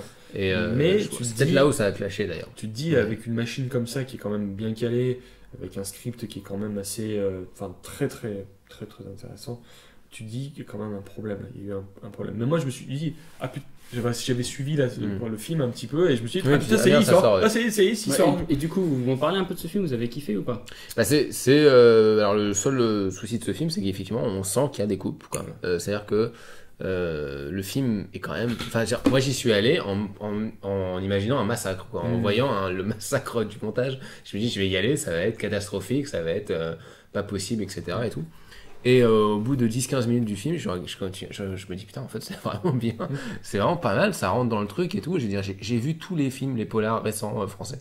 Je me les tape tous parce que même quand ils sont tous mauvais. Hein. Tous les derniers, c'est une catastrophe. Et j'ai vu le film de. Je sais plus comment il s'appelle, Placido, là, le Guetteur, c'est une catastrophe. C'était nul, ça. Et c'est toujours la même chose, c'est-à-dire que ils veulent tous refaire 36 quais des C'est Orfèvres, ça. sauf que ça marche pas. Et c'est toujours la même lumière, c'est-à-dire que c'est désaturé à mort, on voit rien. Les mecs, ils font une gueule d'enterrement, ils essaient d'avoir des dialogues un peu punchy, mais ça marche pas. Ah, c'est le braco-like quoi. Ou c'est Braco et 36. Rigole pas, Markovic. Ouais, Rigole c'est pas. ça. Mais c'est triste parce que du coup, tu ne peux. Enfin, tu te rends compte que les mecs en 36 quais, c'était il y a pas longtemps, et en quelques années, ils ont réussi à tuer le genre. En quoi. 10 ans. Ouais, Voilà. en 10 ans, ouais. Et c'est limite. Je suis sûr que comme si de on la- voit 36 maintenant, Ouais. ça nous ferait. Enfin, ça Ah aurait non, mais vieilli à c'est- cause de tous ces films. Non, ça va. Non, Récemment, ça va. tiens, C'est la qualité, parce que le scénario est bon, quoi. C'est Ouais. la différence de pas mal de ces films-là qui tiennent que Non, mais sur de des revoir ce acteurs. visuel, voilà. etc., un peu désaturé, c'est vrai que c'est fatigant. Et Moi, le j'en film peux était plus, pas quoi. si désaturé. Hein. De 36? Non, et beaucoup de filtres bleus, des choses C'était comme pas un ça. film très long non plus. Hein. Ils faisaient Non. 1h35. Hein. Ouais, voilà, il y en a une. Par contre, c'est vrai que. Mais il était dense en fait. C'est vrai que c'est plus possible de voir des films désaturés maintenant. Ça a tellement été utilisé. T'as toujours des acteurs. Et pourtant, il y a quelques films intéressants. Les Insoumis avec Richard Berry, qui est vraiment un film bizarre. Mais je te jure que c'est pas mal. Non, c'est Après Immortel. c'est une sorte d'hommage à Asso, mais avec. Non, mais il est acteur dans celui-là. Ça va, il est pas. Non, mais en tout cas, voilà. Et donc, ce film-là, il m'a surpris, quoi. Parce que tu vois l'ambition des acteurs, enfin, tu vois l'ambition du réal.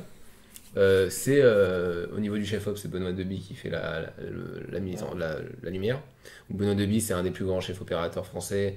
C'est lui qui travaille notamment avec Gaspard Noé, donc Dans Doctor The Void, Void, Irréversible. fait C'est aussi Spring lui qui Breakers. fait Spring Breakers, et c'est aussi le chef-op attitré des films de Fabrice Duvel, du moins sur les 3 premiers. Et c'est un très grand chef-op. Et c'est génial, c'est que du coup, il fait la mise en, enfin, le film est totalement désaturé comme tous les autres films de les polars dont on parle. Mais tu sens que là, il a été bossé.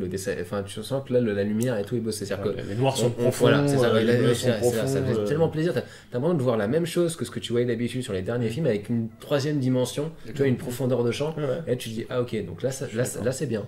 Là, c'est beau, quoi. Et la réal, il n'y a rien à dire. Elle est Les très séquences dans les stands de tir, par exemple, super sont bien. hallucinantes. Quoi. Il y en a sur la fumée qui se dégage. Comme ça. Voilà, mais vas-y, Ah non, moi, tu vois, j'avais pas du tout suivi l'histoire, Langman et tout ça. Et c'est quand je suis allé voir le film, j'ai vu durer 1h25, je me suis dit, oula, ça me paraît un peu short.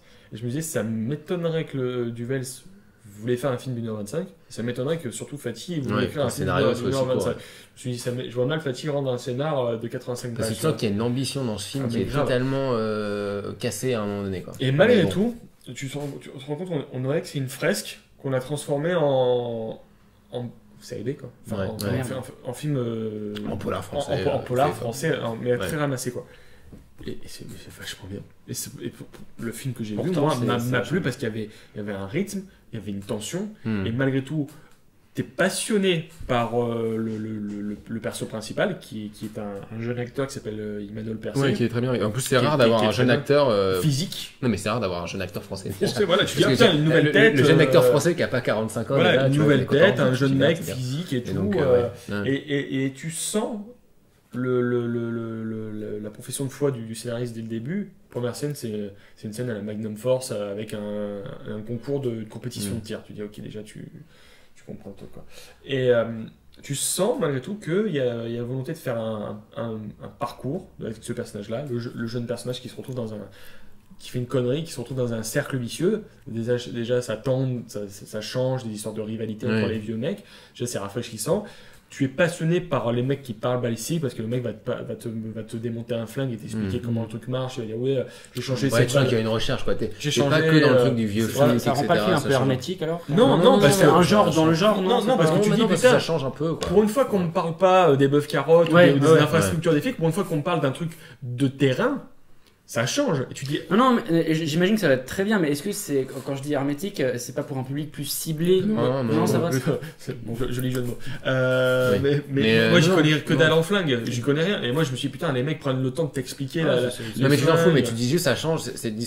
T'es content de voir un film policier, entre guillemets, enfin voilà, français, où c'est pas que l'histoire d'un flic qui a bu et Voilà, qui est c'est fatigué ça. parce qu'il y a eu une affaire Je veux à dire, l'ancienne. Ça, t'es content, quoi, ça change. Vous vous Voilà. souvenez, vous, d'un film qui se passe au début au Centre National de Tir, et on va t'expliquer que le mec, en fait, c'est un jeune mec qui est super bon tireur, mais qui veut pas intégrer les flics parce qu'il veut pas tuer les gens et tout ça. Je dis, moi, j'ai jamais vu ça. Et puis, Non, bien sûr. j'ai jamais vu cet environnement, le Centre National de Non, Tir, je je vois. connaissais pas. Puis même là, t'as vraiment tous les départements. Voilà, là, on te dit, différents. ouais, Ça, c'est en gros, intéressant. les mecs sont recrutés dans Ouais. les stands de tir Ouais, pour c'est aller ça. ensuite dans Ouais. les unités tactiques et tout ça. Et moi, je trouve ça Et génial. du coup, comme ça, c'est plutôt assez fun de voir un génie qui est un petit peu en marge de tout et qui veut pas rentrer dans une sorte d'académisme. Est-ce qu'il y a du fun dans le film ou est-ce que ça reste quand même très premier degré comme tous Non, les... c'est très très sérieux. C'est très sérieux. Mais, il y a ouais. pas de mais vu que c'est côté très, un peu très- pop, quoi que ce soit dans le Non, polar. non, disons qu'il y a plus le film avance et plus on part dans une espèce de combat mythologique entre il y a le côté faustien, quoi. Tu sens que dans le film, on est dans un pacte. Voilà, le mec, Joe Star, parce que c'est lui l'enfoiré, c'est lui qui achète la vie du jeune mec. Et donc, il y a le côté un peu faustien, genre, il y a le dilemme existentiel, est-ce que le mec va pouvoir rester intègre vis-à-vis des autres flics tout en bossant pour Joe Star, alors qu'il peut pas bosser pour Joe Star, mais en même temps, il lui appartient, tu vois, c'est cette espèce de... Le mec a un conflit. Sauf que le mec essaie de le résoudre dans l'action, mais pas dans une prise de tête constante. C'est que à base de coups de fil ou à coups de bon, je fais quoi là dans ce moment précis, quoi. Parce que il y a vraiment une descente. C'est comme une maladie.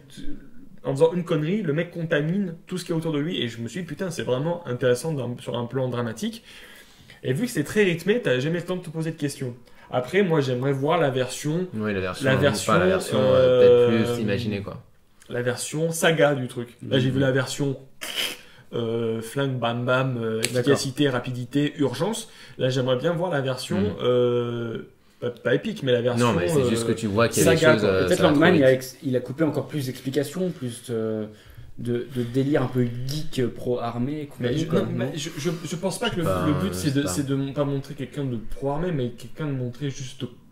De Juste montrer les une acteurs qui sont compétence. un peu, voilà. Ouais, non, mais j'imagine. Mais peut-être qu'il y avait trop d'explications, j'en sais rien. Non, c'est pas. Enfin, Faut peut-être que tu je demandes, pense que je- voyant un peu comment est Fabrice Duès, à mon avis, il a fait un truc très. Enfin, il a essayé de mettre de l'auteur dans du film policier.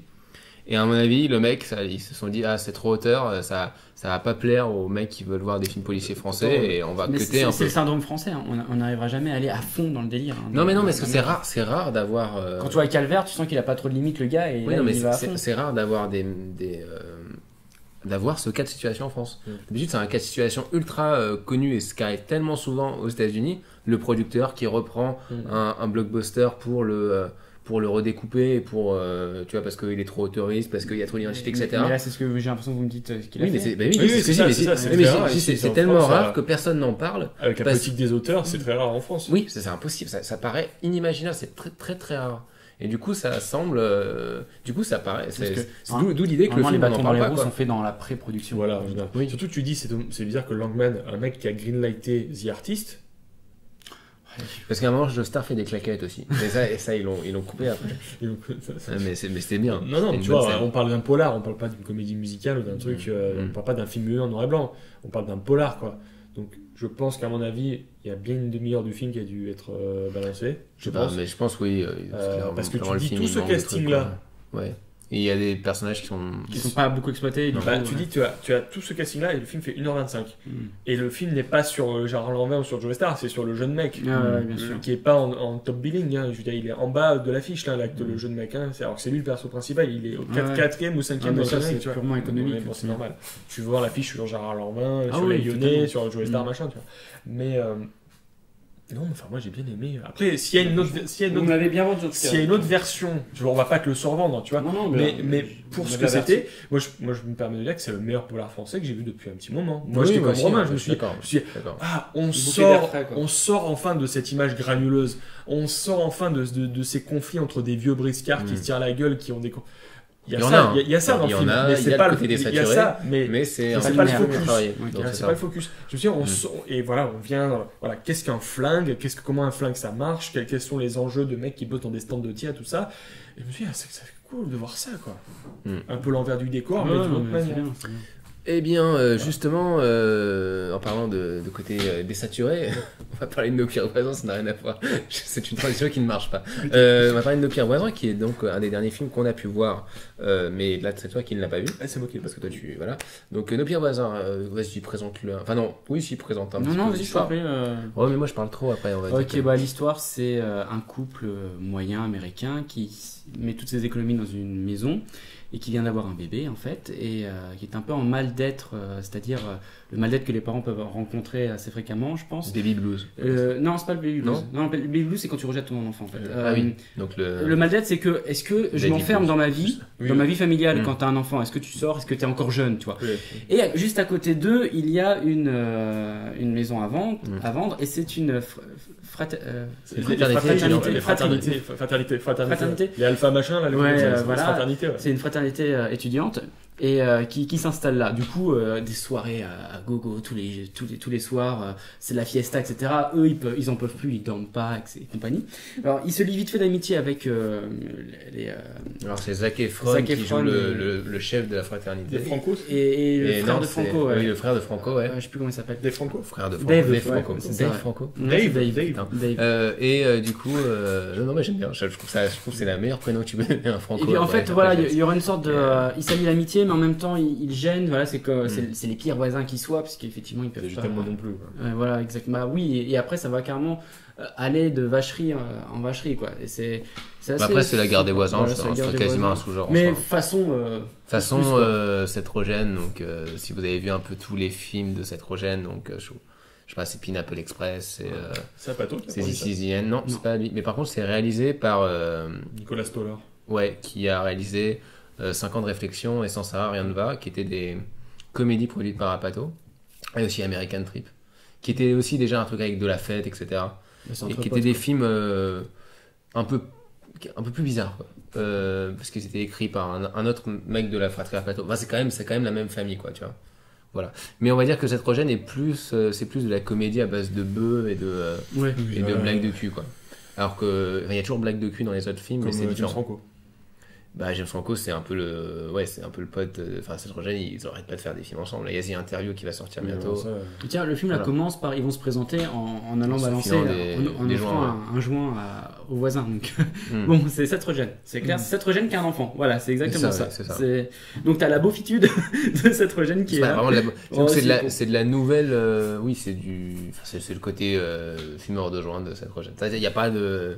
Et c'est Rose Byrne qui joue la femme de Seth Rogen, qui se fait plaisir parce que Rose Byrne qui jouait aussi déjà dans American Dream du coup, Qui avait joué dans Mes meilleurs. Mes meilleurs Mes meilleurs ennemis. Oui, c'est ça, Film de- exactement. Donc c'est elle a oui, fait pas mal déjà de. C'est cool de la voir dans les film. comédies parce qu'elle est. Ouais, elle est bien en On a trop comédie. tendance à la On l'avait la- vu dans X-Men Transfert, commencement.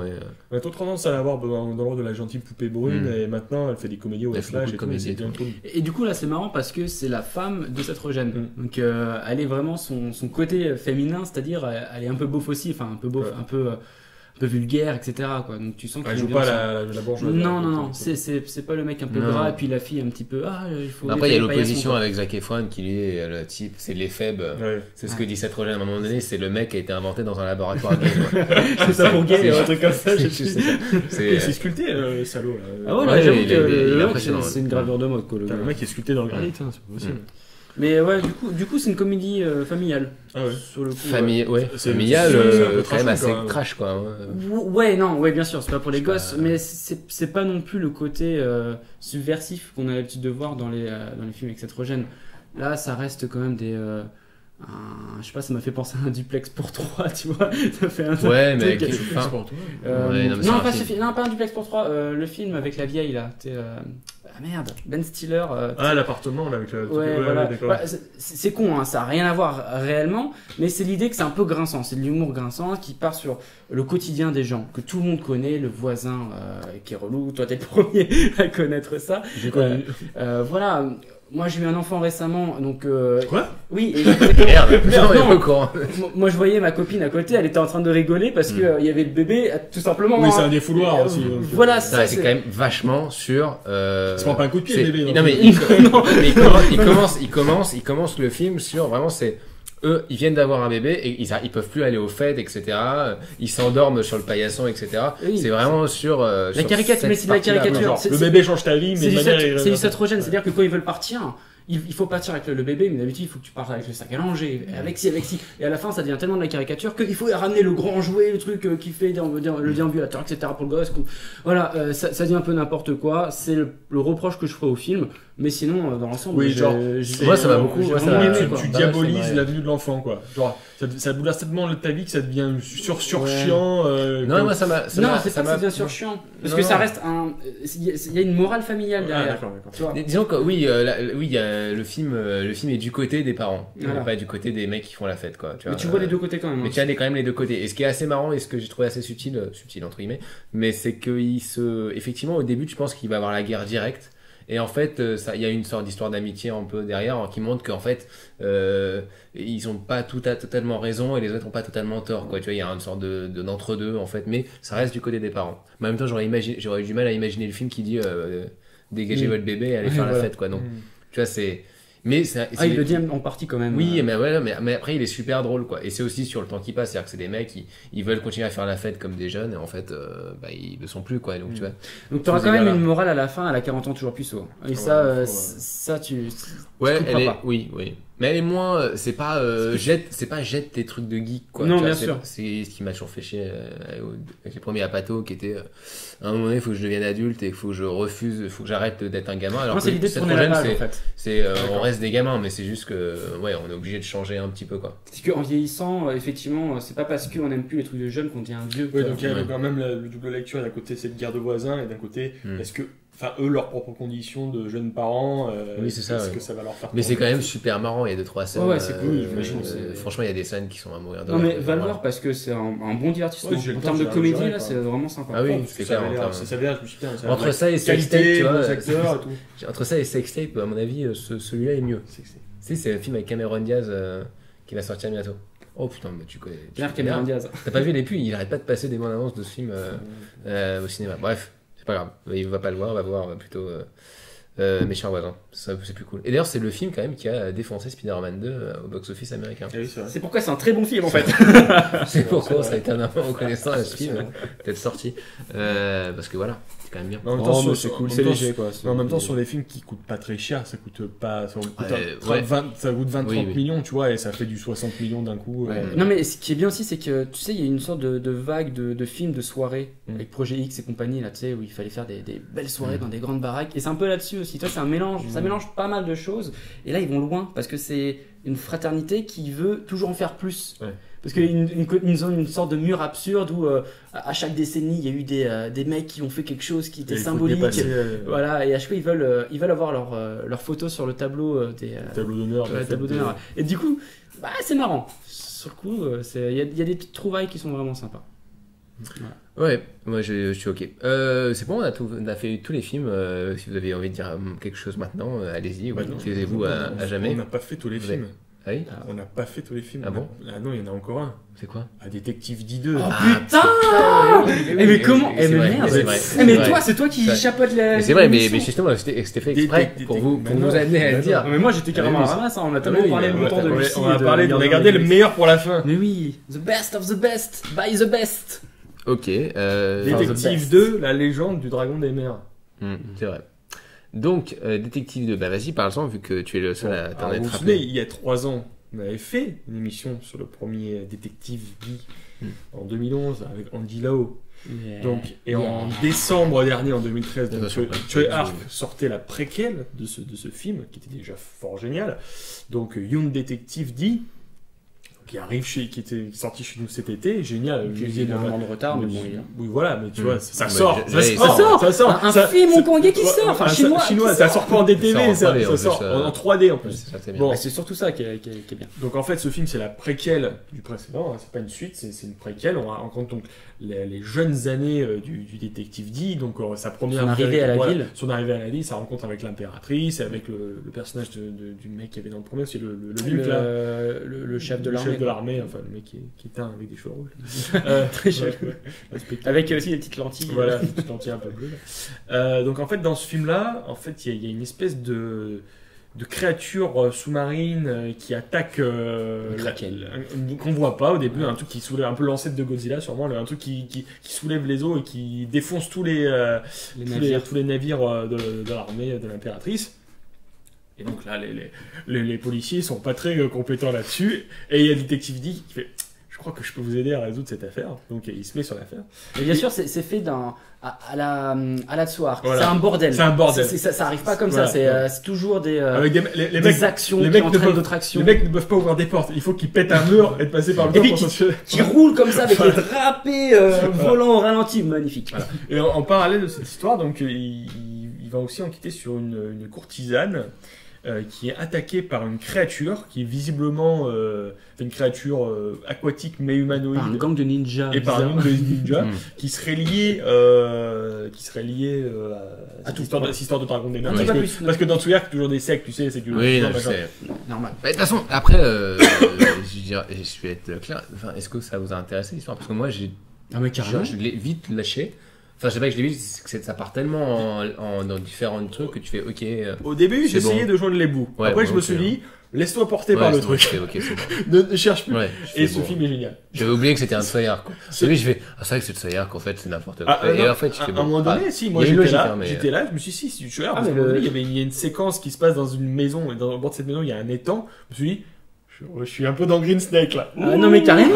Je vais temple. moi être content. Le temple de la courtisane. Voilà. Il est juste. Moi je vois un étang avec des nénuphars Ouais, et de la fumée, moi je suis Non, content. moi, je te parle en termes d'intrigue. Je te parle en termes d'intrigue, c'est dans le sens où, et c'est pas grave si à un moment donné, vous perdez Non, le fil. non, c'est pas grave, En fait, c'est comme tu- était une fois en Chine, au bout voilà. d'un moment donné, tu Ah, Chez sais. d'accord. Tsoyark, quand tu perds le fil, tu Pas grave. sautes dans le vide et tu dis, je vais rattraper une liane à un moment donné, et c'est pas grave. L'intrigue du Il y a premier le- est un petit peu plus subtile, c'est une vraie intrigue. Oui, c'est une vraie là, intrigue c'est policière, là, en c'est fait. plus une intrigue. Ouais, c'est plus une intrigue. Là, policière. Là, plus une intrigue de personnages. Bon, c'est Mais là, il y a encore, il y a plus plus une intrigue de bande il y dessinée. a là. plus de second rôle, il y a 2 enquêtes en même temps, il y a. Ah, tu fais, attends, il y a ça, ouais, il se et passe puis il y a plein ça, de et choses. puis il y a ça, et puis Il y a trop de persos. Je fais, Quand Les amis, tu sors ça, du film, tu te rappelles pas de ça, tu te C'est rappelles le des séquences blockbuster. en soi. Le blockbuster de l'été. Il te veut. Donc va le voir. Non mais franchement, c'est un film. Bah c'est là que tu te dis que effectivement, Tsuark, mais il a pas vieilli, il a encore toute sa force et il assimile les nouvelles techniques de 3D. Alors oui, c'est moins beau qu'effectivement qu'un Gardien de la Galaxie en termes de 3D. c'est Bah, en clair. termes d'effets spéciaux, c'est clair que mais c'est il pas les teste. mêmes. Mais c'est pas grave, c'est pas mais le c'est même. il teste, C'est le Mais concept bon. de Tsuark, il a Ouais, toujours mais il testé, restait mec, toujours- sur moi, je C'est sais pas. récompensé Déjà, par le des premier délires détective. qu'il y a, quoi. C'est-à-dire que d'un coup, tu pars dans des délires. Alors, vous avez des acteurs qui s'en donnent. Vous avez une mise en scène qui est no limite, qui est juste jubilatoire. Et surtout, vous avez des décors complètement monstrueux. À chaque fois, il n'y a pas un plan qui est moche. Donc, ouais, c'est le film le plus beau, pour ma part, de l'année. Le film live, esthétiquement parlant, le plus beau. Enfin, voilà, vous avez rien de mieux en ce moment. J'adore Les Gardiens de la Galaxie pour son délire SF. Mais là, tu sais qu'il lie les deux, que les costumes sont magnifiques aussi, que, enfin, Je sais pas si c'est plus les beau. plans dans la ville sont magnifiques, Je quoi. sais pas si c'est plus beau parce que moi il y a certains trucs en termes d'imagerie digitale qui Oui, m'ont un petit peu ouais. gavé. Non, mais en termes de mise en scène, Oui, non, mais combler le cadre avec des premiers plans, les arrière-plans, il arrête pas. l'architecture, Il tout ça. arrête pas. Et c'est c'est fouillé, il y a des choses quoi. Il y a plus d'idées dans ce film que dans tous les blockbusters mis ensemble cette année, pour la plupart. Parce qu'il y a une liberté, il y a un chef d'orchestre. Exactement. Il y a un chef d'orchestre, même si Qui est le maître. des fois il fait le bordel avec ses instruments, mais il s'en fout, il dit c'est sa mélodie, je la fais comme je veux, et je vous emmerde. Mais tu dis, attends, le mec il part là-dessus, il part de son film sur un truc d'enquête, ensuite ça part sur une variation sur La Belle et la Bête, ensuite on part dans un film de Kung Fu, ensuite on part sur un truc machin. Et c'est complet. ouais, au bout d'un moment, t'es au bout de, je sais pas, on va dire 1h45 de film, et tu te prends une espèce de grosse scène de combat au bord d'un précipice qui doit durer au moins 5 minutes, et tu dis, bah, le film va terminer là-dessus. Ouais. Et tu dis, non, ça repart encore une demi-heure pour un truc encore plus fou. Et tu te dis, mais le mec, quand il y en a plus, il y en a encore, il te donne, quoi. Ouais.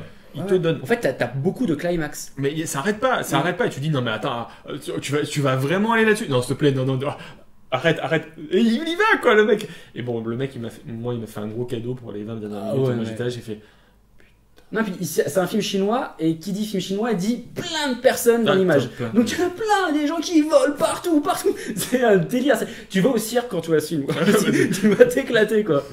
Ouais, et puis. Il y a un fast, quoi. Et puis c'est marrant parce qu'il continue malgré tout l'histoire qui était en grand. Je qui s'intéresse à l'histoire. Un petit peu. Non, mais l'histoire est cool. Non, mais il continue un petit peu l'histoire avec l'impératrice, quand tu leur voyais leur animosité dans le premier. Oui.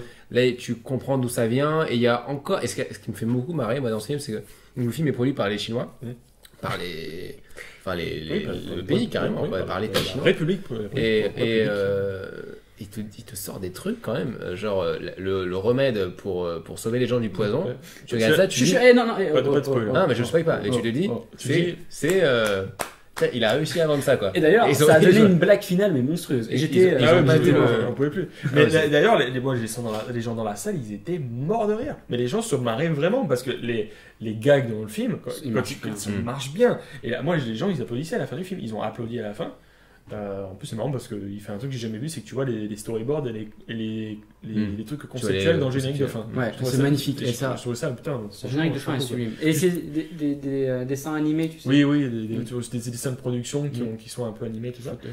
Et tu dis, putain, After Effects. Et c'est marrant parce que tu dis, putain, non seulement le Wuxia-Pian n'est pas mort, mais le Wuxia-Pian policier n'est pas mort. Moi, j'ai beaucoup pensé en voyant ce film, j'ai beaucoup pensé aux films de Chu Yuan, les films genre. Tout ce qui était l'île de la Bête, qui justement se passait sur l'île des chauves-souris. Ça fait beaucoup penser au roman de Golong, le mec qui écrivait des Wuxia-Pian, un peu le Agatha Christie, mais du Wuxia-Pian en fait. Le genre de détective, c'est un personnage. Oui, voilà, mais ça revient justement. Là, je trouvais que c'est pour ça que dans le générique final, je pense que tu as beaucoup de monstres qui sont dans les histoires, dans les intrigues de Kiddy. Mais ça revient vraiment sur ce côté vraiment policier dans la manière. Ah non, mais il faut aller sur l'île, machin, il faut résoudre l'histoire de la secte et tout ça. Je reste vraiment dans le superficiel pour ne pas vous gâcher le truc. Mais je me dis, attends, on se retrouve ce côté à la fois littéraire dans l'écriture et en même temps on retrouve ce côté complètement fou, genre allez quoi. Tu veux un monstre géant dans ton film? Je te le mets. Est-ce que tu veux un croisement entre le fauve de X-Men et la créature du lac noir? Ok, je te le fais. Dedans, il y a un monstre à taille humaine qui n'est pas numérique. Non. Et entièrement monstrueux. Enfin, je veux dire, ça m'a fait plaisir de voir c'est une boîte coréenne, de la texture, quoi. Qui a fait le maquillage. Une créature qui était vraiment très sympa. Elle innove pas le bordel, mais elle est très belle, quoi. Et elle est très bien écrite. Parce qu'elle appartient à un thème. Tu fais. Putain, le mec, tu fous ça dans un Wuxia-Pian, mec. Le mec, tu mets, on est à 20 minutes de film et tu montres. Au moment, je me suis dit, mais il va aller où? Après, il va nous offrir un délire steampunk. Non, mais oui, à un moment donné, je me dis, bon, il va y avoir une bataille avec des bateaux géants qui volent et tout. Je me suis dit, bon, il va aller là-dedans. Je me dis, tant qu'il y a, et je pense dans le 3, il le fera. Il va partir. Pour l'instant, c'est pas. Je sais pas, parce qu'il avait fait un film entre les deux premiers aussi. Donc, il est en train d'en faire un autre. Où il expérimentait la 3D aussi. C'était un gros délire 3D. C'était son premier 3D. C'était intéressant. Là, elle est belle, mais dans celui d'avant, tu l'as vu celui d'avant? Bah oui. Oui, je sais plus. On l'avait vu à Cannes, oui, c'est vrai. Non, pas à Cannes. On l'avait vu en projet de presse. Sur Paris. Non, le détective dit, mais celui qu'il a fait en 3D. Non, j'ai pas vu. J'ai pas vu celui-là. On l'avait vu à Cannes. Il a été fait en 3D et effectivement, il avait tout un délire sur des fils invisibles et du coup il faisait des décalages avec la 3D. Mais c'est comment jouer avec le Wuxia-Pian et tu sais jouer avec ils se battent avec des troncs, etc. Oui. Et là du coup c'était le tronc qui t'arrivait. Oui, il y avait une espèce de gros sac à un moment donné, ils se battent dans une rue avec des gros des gros tas qui tombent. Là. Ouais, oui, exactement, oui, c'est ça. Patates géantes, Ouais, je sais ouais, pas ce que c'est. Non, mais en fait, c'est-à-dire que lui, la 3D, il a vu le truc, il a dit, ok, bah la 3D, on peut balancer des trucs aux gens, il a pas peur de balancer. faire des délires et tout, et il fait. Et avec il les fait fringues aussi. Mais attention, Oui. avec ça, il faut faire gaffe. C'est pas non plus un film de cirque. Tu vois, c'est Non, pas. tu viens de dire qu'on allait au Oui, cirque. mais oui, justement. Tu te contredis. C'est la subtilité, non. Je disais quand on était au cirque, quand tu vois plein de gens qui sautent de partout, etc. Donc quand je dis la 3D, c'est pas la tu vas 3D, elle est futuroscope, pas- quoi. Tu vois, oui, tu vois un film. C'est pas à Poitiers. Hein. Non, Pékin. Qui est un peu le Poitiers. Mais tu sais, en parlant de Pékin, N'importe quoi. ce film, c'est un peu une sorte de condensé de son cinéma. C'est-à-dire que tu vas voir un Detective D, un film un polar, un peu, un Pékin Opera Blues, c'est où tu vois plein de gens bouger, etc. Ce film-là était monstrueux. Et une sorte de. Il était une fois en Chine. C'est le tout qui condense pour faire une sorte d'arc-en-ciel.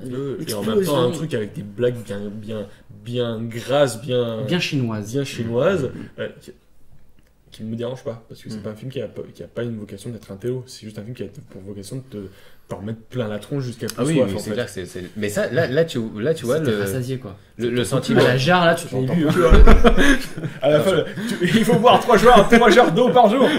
Le sentiment d'aventure. Les jarres, c'est comme ça. Le sentiment d'aventure, tu l'as, tu vois. Ah voilà, je l'ai. Non mais mais. d'aventure Mais bon. et d'utiliser le décor pour véhiculer l'aventure. Ah oui, non, c'est clair que ça. Puis le personnage de détective dit en soi, tu sens qu'il est jeune. Oui. Il n'a pas l'assurance d'Andy Lau et compagnie. Il est bien l'acteur d'ailleurs. Il est très bien. Marc Chao, moi je le trouvais. Mais vraiment bien. bon, il n'a pas le charisme d'Andy Lau. Non, mais Non, il est bien c'est pour ce vrai. rôle-là, Mais, ouais. jeune mec. Donc il n'a pas un regard. Et je me suis demandé si d'ailleurs il l'avait pas fait parce que Andy Lau était galère à choper ou j'en sais rien. Parce que Je sais c'était pas, bizarre de partir sur une préquelle directement après alors que le premier Detective termine sur une fin qui est pas vraiment une fin, c'est-à-dire où, Oui, sur un truc qui amène une suite. qui amène une suite et du coup tu dis Peut-être ah bah on que part la sur. suite était trop importante. je sais pas. Ouais, ou Ils qu'ils ont avaient pas fait pu ça le sur les produire. affaires, voilà. tu me diras. Oui. Oui, donc peut-être qu'ils font Surtout un que troisième après, oui, c'est possible. Ce arc, il fait jamais de suite généralement, à part pour Black Mask 2. Oui, il était une fois en Chine. Il a quand Ah même fait pas mal, tu vois. mais c'est plus une saga sur un. Zou, Zou, Ouais, en fait, il c'est un fait remake, des- c'est un remake Zou du premier. Ouais, mais Zou, Zoo en fait, c'est pas une suite, c'est un délire. C'est des films méta. Marc avait déjà fait une préquelle, c'est Michael du Crime 3. Oui, c'est vrai. Mais c'est pas une suite. Ah bah c'est une préquelle. Bref, Ouais, mais je sais pas, raconter très des- intéressant de parler de. Mais bon, voilà. Ça, en gros, t'avais cassé mon argument. Mais on s'en fout, vu qu'on a kiffé le film, c'est pas grave. C'est ça qui est en sort. C'est vraiment le Mais, meilleur film aussi au cinéma. Mais waouh. Mais moi, je me suis dit, je vais passer un très bon moment. Mais je m'attendais pas à me prendre une claque dans la gueule comme ça. Hein. Ouais, Mais je pareil. ne m'y attendais pas. Mais vraiment. Top 10 direct, hein, ça se Ah pose non, même mais- pas. Mais je ne m'y attendais pas. Mon top 3 direct. Je ne m'y attendais pas. complètement. Mais surtout que je m'attendais pas à avoir, moi, des éléments qui me font kiffer, moi, perso. Ah oui, Et je me suis dit, mais merci. on a grave. Merci. Non, mais il y a trop de choses. Monsieur Sweet moi. Euh, Non, c'est trop bien. C'est trop bien. quoi. Très bien. Et le pire, c'est qu'on doit être les tu seuls vas y arriver. youtubeurs de cet été à en parler de ce film. Il y a personne d'autre qui en On a n'est pas parlé. youtubeur. Bah, Y a on est personne sur de- YouTube, je crois. Non, mais entre Ah, si, autres, oui, entre autres. Je te parie qu'on va être les seuls mecs sur YouTube à parler de ce film. Bon, on aurait dû en parler en Non. premier en fait. Ouais. Avant les Gardiens Mais de la c'était bien, Galaxie. oui, mais la Gardiens de la Galaxie, ça fait vendre. Là-bas, Un peu d'opportunisme. Moi, je peux pas. moi, j'admire Luc Besson. Moi, je veux être le Luc Besson de YouTube. Le truc qui sert à rien. Bon, bref. On va peut-être passer à la dernière partie de cette émission qui est assez longue, hein, je crois. Hein. Donc, il faut qu'on. Voilà. Donc, les coups de cœur rapides, s'il vous plaît. Parce que voilà, il faut que les gens puissent se reposer. Et nous aussi. Moi, vas-y, je commence parce que. Vas-y, commence. Coup de cœur Batman, voilà. Parce que. Approche-toi un peu parce que tu. Oui. Donc, coup de cœur Batman parce que j'ai vu la série là, qui passe sur France 4. Beware the Batman. Exactement, donc prenez garde à Batman. Et qu'une série 3D un peu comme Green Lantern de Bruce Timm. Mhm. Et bah, écoutez, c'est super bien parce qu'en fait, c'est une série qui vise les adultes, qui revisite certains personnages comme Alfred et surtout aussi qui nous balance des méchants qui sont originaux et qui sont vraiment bien trouvés. Très classique, hein, le mec qui se transforme en monstre, etc. Voilà, par une advertence, on va dire, ou alors par méchanceté des grands laborantins. Enfin bref, c'est une très bonne série, j'aime beaucoup. Il y a un bon fil rouge en plus, malgré que ce soit des stand-alone chaque épisode. Et moi, je le conseille vraiment. Elle est arrêtez déjà aux États-Unis. Ouais, mais c'est pas grave, là, elle passe en ce C'est moment et arrêté je la découvre. l'année dernière, je crois. Je la découvre Ça a pas là, marché donc c'est Non. très bien. Non, pas trop. C'était un peu pas assez, Mais tu sais, un c'est peu comme, bizarre. c'est comme Green Lantern, ça fait qu'une saison, quoi. Donc, je pense que c'est plutôt des tests là. Et surtout que comme il y a tout ce qui est l'univers Justice League en live qui va arriver, je pense que ils vont resserrer un peu plus ce qui se fait en animé. Mais voilà, moi j'aime bien cette série. Ça me fait plaisir de me faire un épisode de temps en temps comme ça. Voilà. Et puis un bol de chocolat. un bol de Batman, puisqu'il y a aussi le 3 septembre 2 films animés qui sortent en DVD Blu-ray. Des boîtes de céréales de Batman. Ça serait génial. Bat céréales. Les boîtes de céréales. Les Batflex. Et en fait. Par contre, Batfleck, il y a Sons of Batman qui reprend la BD de Grant Morrison et Assault on Arkham qui reprend le concept des jeux vidéo. Ouais. C'est une préquelle, je crois, au premier, non, c'est comme ça. C'est assez spécial en fait. Je verrais pas ça comme une préquelle parce que dans le premier Batman, comme les séries, dans le premier Batman, en fait, il amène le Joker à Arkham. Je sais pas. On s'en fiche, c'est un peu alternatif, mais dans le délire d'Arkham. Et alors, Son of Batman, j'étais pas mal déçu, mais Assault on Arkham, c'est juste génial. Tu suis des méchants qui veulent infiltrer Arkham, notamment Deadshot, et c'est vraiment super. Parce que Deadshot, il est très fort parce qu'il se fait beaucoup de shots. Il se fait beaucoup de shots, en fait. Il en loupe jamais. Il shoot son shot. C'est le mec qui shot le plus. Non, et en plus, c'est super violent. Enfin, c'est un très bon film. Je vous le conseille vivement. Après, c'est disponible où tout ça? Beaver, c'est sur France 4. Beaver, Batman, France 4. Et là, le 3 septembre, là, il y a les deux films qui sortent en DVD. Et vas-y, alors moi je vais quand même essayer d'y aller rapidement parce que ce sont des coups de cœur vraiment du il passé. Il y en a deux quoi. La première, moi je viens de redécouvrir la série Nadia et le secret de l'eau bleue. Yeah. Philippe avait parlé dans un avec podcast. Oui, tout à fait. On avait ouvert le coffret, on l'avait senti, on l'avait humé, voilà. Donc je viens de finir la série donc en Blu-ray et j'ai passé un moment super. C'était vraiment chouette de revoir cette série à l'aube de la trentaine parce qu'on redécouvre vraiment beaucoup de choses, beaucoup de niveaux de lecture. Ton âge, mec. C'est pas grave, je dis à l'aube, ça peut être dans 2 ans, ça peut être dans 6 mois, ça peut être demain. Il y a beaucoup de choses, beaucoup de niveaux de lecture, beaucoup des moments de subtilité qui côtoient des moments de grand n'importe quoi. Voilà, même ces épisodes sur l'île qui ont une très mauvaise réputation, vous ne me trouvez pas assez, ça ajoute du poids à l'histoire, ça ajoute des couches aux personnages, je trouve. Les personnages sont tellement charismatiques que tu pourrais les mettre dans un huis clos qui serait passionnant. Nadia, il t'en avait parlé dans Backcast et c'était sorti en Blu-ray. Oui, tout à fait, chez Dybex. Voilà. Samson, c'est le meilleur personnage du monde, je trouve. Ce mec lui, est génial. Avec son collègue et la fille, c'est un pur hommage à Tatsunoko. Ah oui, le trio. Il a un autre coup de cœur. Alors, le trio génial. Donc Nadia, Secret de l'eau bleue, c'est magnifique. Je vais me le refaire, c'est génial. Il n'a pas dit à l'instant, mais t'as raison. Après. Génial. Donc mon deuxième coup de cœur, c'était une série de documentaires produits par la BBC que Romain m'avait conseillé il y a quelques temps, qui s'appelle The History of Horror with Mark Gatiss. Mark Gatiss, c'est le co-créateur de Sherlock. Et en fait, il fait des séries de documentaires sur son histoire du film d'horreur à lui, en fait. Donc c'est en 3 temps. Le premier temps, c'est la période universelle des années 30-40, avec toutes les productions qui y a autour de King Kong et tout comme ça. Je ne sais plus s'il parle de King Kong, mais il parle des autres studios. Si, il parle de la Universal, tout ça, ouais. La deuxième période, qui est peut-être la plus intéressante, c'est la période Hammer Film, film de Roger Corman, adaptation de Edgar Allan Poe, où il va carrément sur les lieux de tournage et tout machin, c'est excellent. Et la troisième partie, c'est plutôt le retour aux États-Unis avec l'héritage post-psychose, avec les films de serial killer comme Massacre à la tronçonneuse ou Halloween, et donc il va interviewer Carpenter, Toby Hooper et tout ça. Donc c'est sorti en 2010, donc ça a déjà 3-4 ans, mais c'est tellement génial et c'est tellement bien fait, il y a le soin de la BBC derrière, c'est de la qualité top prime, voilà, donc c'est vraiment génial, Bon, c'est assez marrant aussi. Oui, c'est assez drôle parce que c'est quelqu'un d'assez charismatique. Et il t'invite vraiment à découvrir son point de vue à lui, parce qu'il parle de l'enfance et tout ça. Oui, c'est sur la Hammer, c'est intéressant quand il parle du magazine qu'il a acheté, de la Hammer. Que ses parents lui interdisaient de voir les films, genre un film de Frankenstein qu'il voulait voir, mais que ses parents lui interdisaient, donc du coup il a profité que sa sœur soit plus âgée pour le voir avec elle. Donc voilà, il y a des anecdotes personnelles qui se mêlent à une histoire globale. Et c'est vraiment, vraiment génial. Il en a fait d'autres. Il récapitule pas film par film, c'est pas une encyclopédie, c'est des courants. C'est des courants. De toute façon, il y a des courants où il y a des films où tu peux pas passer en détail 20 minutes sur le 4e ou le 5e Frankenstein. Voilà, t'es obligé d'aborder ça comme un courant.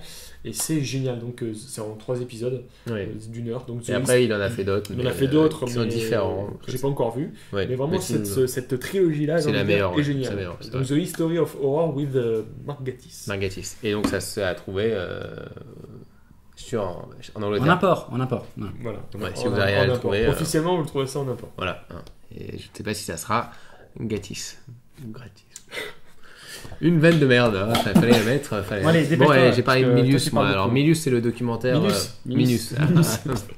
Milius, donc c'est le documentaire sur John Milius, donc le scénariste célèbre de Apocalypse Now, notamment, mais surtout le réalisateur de Conan le Barbare, de l'Aube Rouge. Voilà, un immense.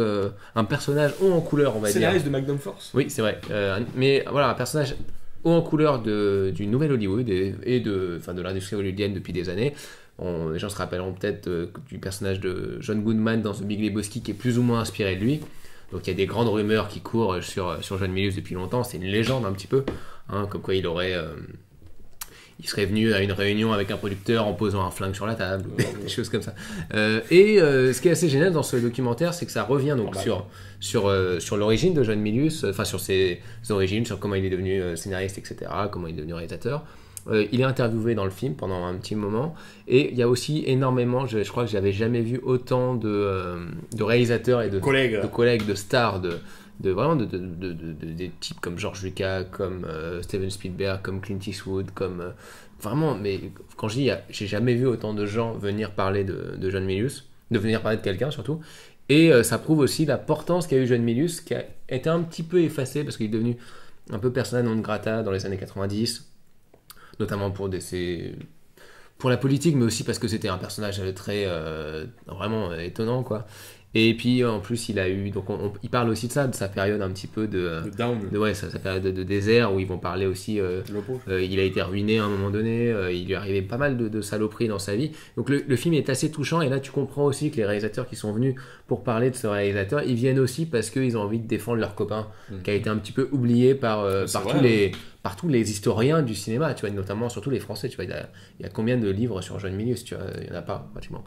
Alors que c'est un des mecs les plus importants, et Spielberg est plus respecté. Et George Lucas le répète, il était dans la même école que George Lucas, c'était plus ou moins c'était un peu le, je sais pas si vous avez eu le mec un peu fou dans une classe, c'était John Milius apparemment.